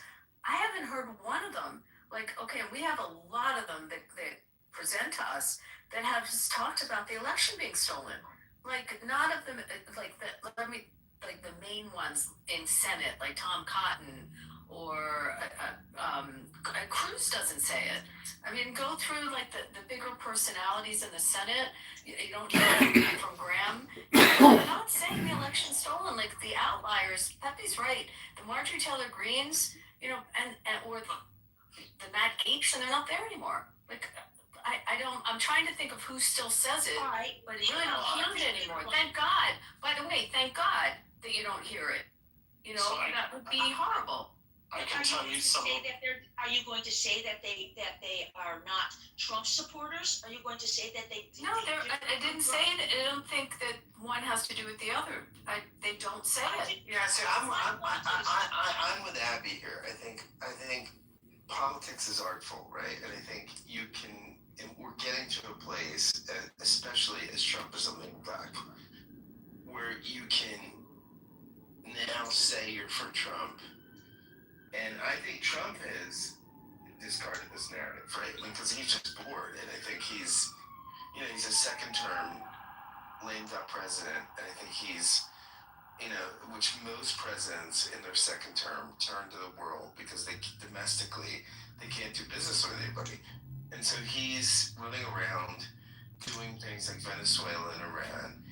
No, I'm with Abby on this. I think people are discarding this narrative because You're talking about the voter. You're not talking about the people in Congress. No, I'm talking about go through the list of Mitch McConnell is not saying it, okay? And I mean, how long was he in power? You know, running it. Thune is not saying it. Who's majority leader? I mean, I'm not hearing it from Marsha Blackburn. Or I mean, I can go through the list of them. Yeah. You talked about somebody. Was it in South Carolina, a Republican who was a candidate? He had been, I believe, the head of the Republican Party, and you actually you put in chat that you support. You thought he would be great. He was an election denier. I mean, I have thoughts about that. Right, but Meryl, as you pointed out, a lot of them say that not necessarily because they believe that, but because they're concerned about pressure would be put on. They would be primary against. Yeah, well, a lot of them are running. A lot of people who are running have taken that off their websites. They used to have it on their websites. Oh, I like Watley. I think he's a really smart guy. I think he did an amazing job with the RNC. He's a good, facilitator. I liked him. I mean, I don't remember if that was his mantra. It's definitely hasn't been his mantra. Now the party is what, Laura Trump and is he still? Well, I think that's father wants because Trump. Right, but I'm not praising Laura Trump. I'm just talking about Michael Watley. I mean, I thought he was a very strong leader of the RNC. Where was Ronna McDaniels on it? I don't remember her position when she was running the RNC. If she said that. People actually mock them. I think Republicans, especially, of course, I think they would try their best not to publicly do it, but most Republicans kind of laughed at people like Marjorie Taylor Greene, the people that were really big into pushing the election and that kind of stuff. I mean, these people were kind of gloomy ideologues. But you have to remember, her constituents voted for her. So it is when it's practical for some of them, they say it. When they don't think it's practical, they remove it off of their website. Okay, so let's go about abortion. But Meryl, look at who are the power or really up and coming senators. I forgot about this one, who's like one of my most favorite, because it's in his first term, is Dave McCormick, who's the new senator in Pennsylvania. He is not an election denier. I've never heard him say that. He's also has a fabulous future within the party, and represents a state that's kind of a purple state. And take a look at Dave McCormick. The views are, I don't know if you would consider them extreme. I think he's a mainstream Republican. All right, have not heard it from him. So I'll throw that name out. Let's talk about it this way. All right, every single person that Trump appointed in his administration, every single one would not say that Joe Biden won the election. They would not say it. The most they would say was, well, he's our president. That's all he was, our president. Has Rubio said that? Hold on, please let me finish. Okay. Rubio You know what I think I most just, I know you love Rubio. I want to tell you something. I wanted Marco Rubio for Secretary of State. I thought, here is the voice of somebody with experience and someone who's going to stand up to Trump. He's not going to be the sponge. He's not going to fold like everybody else is doing. And I think that Marco Rubio, the best thing that he can do by the end of this administration is remove himself, get further away from Trump and not do Trump's bidding for him, because he is smarter. I agree. He's the only one that I really wanted to see. And when I look at but every single one of the Republicans confirmed every single one of the people that had absolutely no right being in that administration. They had no qualifications. They're terrible. And I know the question was asked about what would be the 3 things that you would do. The first thing I would do would be, of course, I'd get rid of all of them. I would put experienced, well-qualified people in there. And when you talked about the fighting terrorism, the DOJ got rid of that. And the FBI got rid of that. They don't do that anymore, the terrorist investigations. I bring that back. So, Abby, I was going to try to take a stab at answering your question about who in the Republican Party today would be most similar to George H.W. Bush. So my initial reaction was nobody, because he had quite extensive experience. Because before becoming president, he was a congressman, he was a UN ambassador, he was the chair of the Republican National Committee, he was the envoy to China, CIA director, and of course vice president. But in terms of overall establishment temperament, I would probably say Mitt Romney comes very close. He is, of course, retired now from the Senate. Experiences he besides business and he was business oriented, political family, institutionally conservative. He was an internationalist, and he's uncomfortable with populism. If you want to talk about in terms of who has a similar moderate, pragmatic New England style Republican, you got Susan Collins and Phil Scott. A bipartisan governor type, you got Larry Hogan. You got Nikki Haley, of course, as an internationalist Republican, and Chris Sununu. When you say internationalist, what exactly are you referring to? Internationalists? In other words, not a nationalist. Globalist. Globalist. Well, I would call it globalist. Sununu is interesting because Sununu and Hogan both came out against Trump with Chris Christie. They all joined that anti-Trump bandwagon. And it's sad that Hogan lost that election, although people love the present governor, and he ran for Senate in Maryland, but he was from the Chris Christie camp of, I don't know, what would you call them? What Merrill was describing is these. Which ones? Sununu, I would say. Republicans? I would say yes. Sununu is like a New England Republican. They're from the Northeast. The Northeast. I feel like they can only turn out one type of Republican. Well, it's a type of Republican, yeah. Are you serious? You got a lot of Lindsey Graham fucking Republican and No, he's a fucking fruitcake.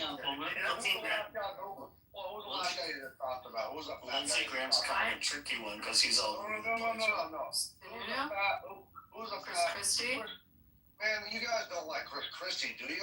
I want to say something about Chris Christie. Oh my God. So besides that he's a Springsteen fan, but we'll leave that aside. I've said this in rooms, and you can fact check me on this. The hardest job for a governor, the hardest gubernatorial position in our country is the state of New Jersey, to be a governor there. That makes sense. The amount of responsibility and what falls under the purview of the governor's office is greater than any other state. And if you look at, he has to appoint judges. I mean, he has stuff that other governors don't have to do. And if you talk to people in New Jersey, it's a funny place because it's a blue state and they elected him. And he was a popular governor, in terms of his policies, etc. I mean, so, and he came out totally against, first of all, he was with Trump. He prepped him for the debate in the first round. but he came out completely, you know, against Trump. Yet, I don't think you can take away. Abby, don't you think? Scott, I mean, he was popular. Forget the Bridgegate stuff. I mean, he was a popular governor there. But Abby, don't you think Chris Christie's popularity, right, was he actually was a conservative? Like Trump's not a conservative. Trump is a bombastic. Yeah, I mean, He's definitely not a conservative. Yeah. Chris Christie is a conservative, right? I mean, he's and conservatives evolve. I mean, this is part of the thing. Like, when you look at a guy like Chris Christie, part of his conservatism is evolution, right? I mean, he's, you know, look, whenever I see Chris Christie on the media, he's the most sensible person speaking, and he's center right. I mean, he's, you know, and I say this as someone who's not a conservative, right? But I mean, I think we could use probably more Chris Christie conservatives in the country to balance me out. Okay, go to the 17 people that were up when Trump ran the first time. Do you remember all the 17 candidates? John Kasich, Okay, so Kasich, right? Jeb Bush. All right, so what were your thoughts about Just Jeb Bush? They thought was going to win. Absolutely, a lot of money was behind him. So what were your thoughts on Kasich and on Bush? All right, I personally, okay, remember I said yesterday, I don't know if you were in the show yesterday, I am a Democrat. However, I always look at the Republicans who are running and remind myself, which ones do I think would be good? If they win, can I live with that? Are they going to be good for our country? I might not agree with all their policies. However, I can still look at a Republican and say, I can live with this. And Jeb Bush was one. And I know everybody thought he was a warmonger, but I thought Jeb Bush was the smartest of all the Bushes. So I liked Jeb Bush. John Kasich, I liked him. I did not like a lot of his policies, but I did like John Kasich. By the way, Mitt Romney, I will tell you that I know many Republicans who would not vote for Mitt Romney because if he had been allowed to run for president as Mitt Romney, the governor, they would have, everybody, even I would have considered him. It was when he was told he had to, they were marketing him as too far to the right for people who were used to him being governor. And that was the problem. And I think that, and then he came back. And then he came back and became who he really was. And then who else was in that group? You also had who ran against me. Paradise Remember Now. the 17 I'm talking about? Who? Yeah, I know all of them. Rick Santorum. Oh, right, I forgot about him. Okay, he was to the right. You had Walker Santorum. Walker. Wait, Walker. Do you remember Wisconsin? Governor of Wisconsin. Yeah. Scott Walker. Yes. Yeah, Rick Santorum. Wait. Hold on Scott Walker. Popular governor, right? Yeah. There were some issues later. By the way, Santorum, it came out, he won Iowa that year. I mean, it was, when they sorted out all the votes, Santorum won Iowa. I was a Santorum fan, actually. Well, do you want to know why Trump won? Why some really good Republicans didn't win? That's Because he's better than the media. No, the media. He's so this is easy. You gotta give him some credit because He had 20% name recognition. Right? But they were covering everything he said and did. And getting all the other rallies. You weren't getting that. But Trump had to face a three-man field. Let's say it was Jeb Bush and Ted Cruz, and that was the field. Trump would not have won that election, right? I mean, he was able with 20% he ran against Ted Cruz. Don't you remember who was Scott came. Merle's right. It came down to the three. It was because I remember it was there was 18,000 of us at that policy conference, and it was three people presented, and it was Cruz, Trump, and Kasich. Those were the three that were left. Do you remember? It kind of came down to those three. And they couldn't have been more different. They were so different. If Trump had to start that race with three people in the field, like a normal Republican field, the reason Trump won, I mean, I remember, one of those debates where he was like, Kasich says something critical, right? And Trump pulls out a scribbled piece of paper and says, you know what? The reason I'm like in the middle of the stage, okay, is because I'm like at the top of the polls at like 20%, you're like 2%. That's why Trump won. I mean, he could not, I don't think Trump could have won if it was a normal primary without 16 people. Yeah, he definitely benefited from having a lot of people for a couple of the reasons that you're saying. So one is he already had high name recognition, which gave him relatively high poll ratings. And then the other thing he was very clever at, if you remember, doing against the 16-17, whoever was the new number one that week, he became like their number one opponent. And he would just like constantly attack that person. And he would drop. Do you know what he did to Ted Cruz? Well, he would drop his previous attacks to the other what he said that he attacked the week before. Immoral. I mean, it was so terrible.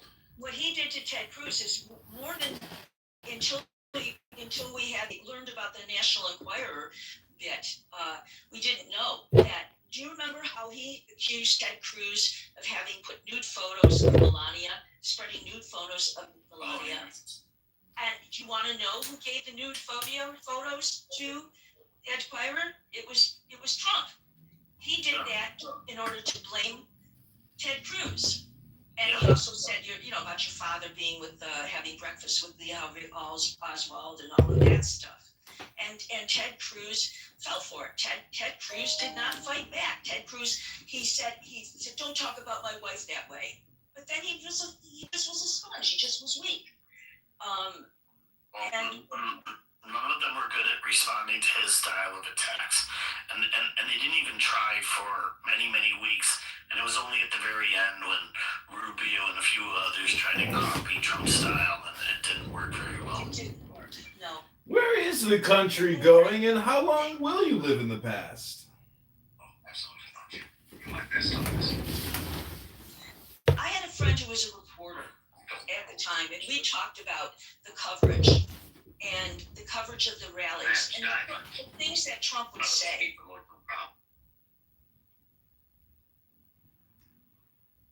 I'm sorry.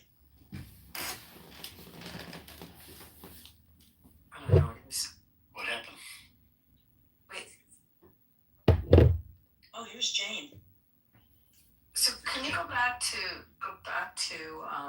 Can I just say one thing real quick, Abby, about because you brought up Dave McCormick earlier. Yeah, and it's interesting because in a lot of ways he has some similarities with George H. Bush, and he has that plus like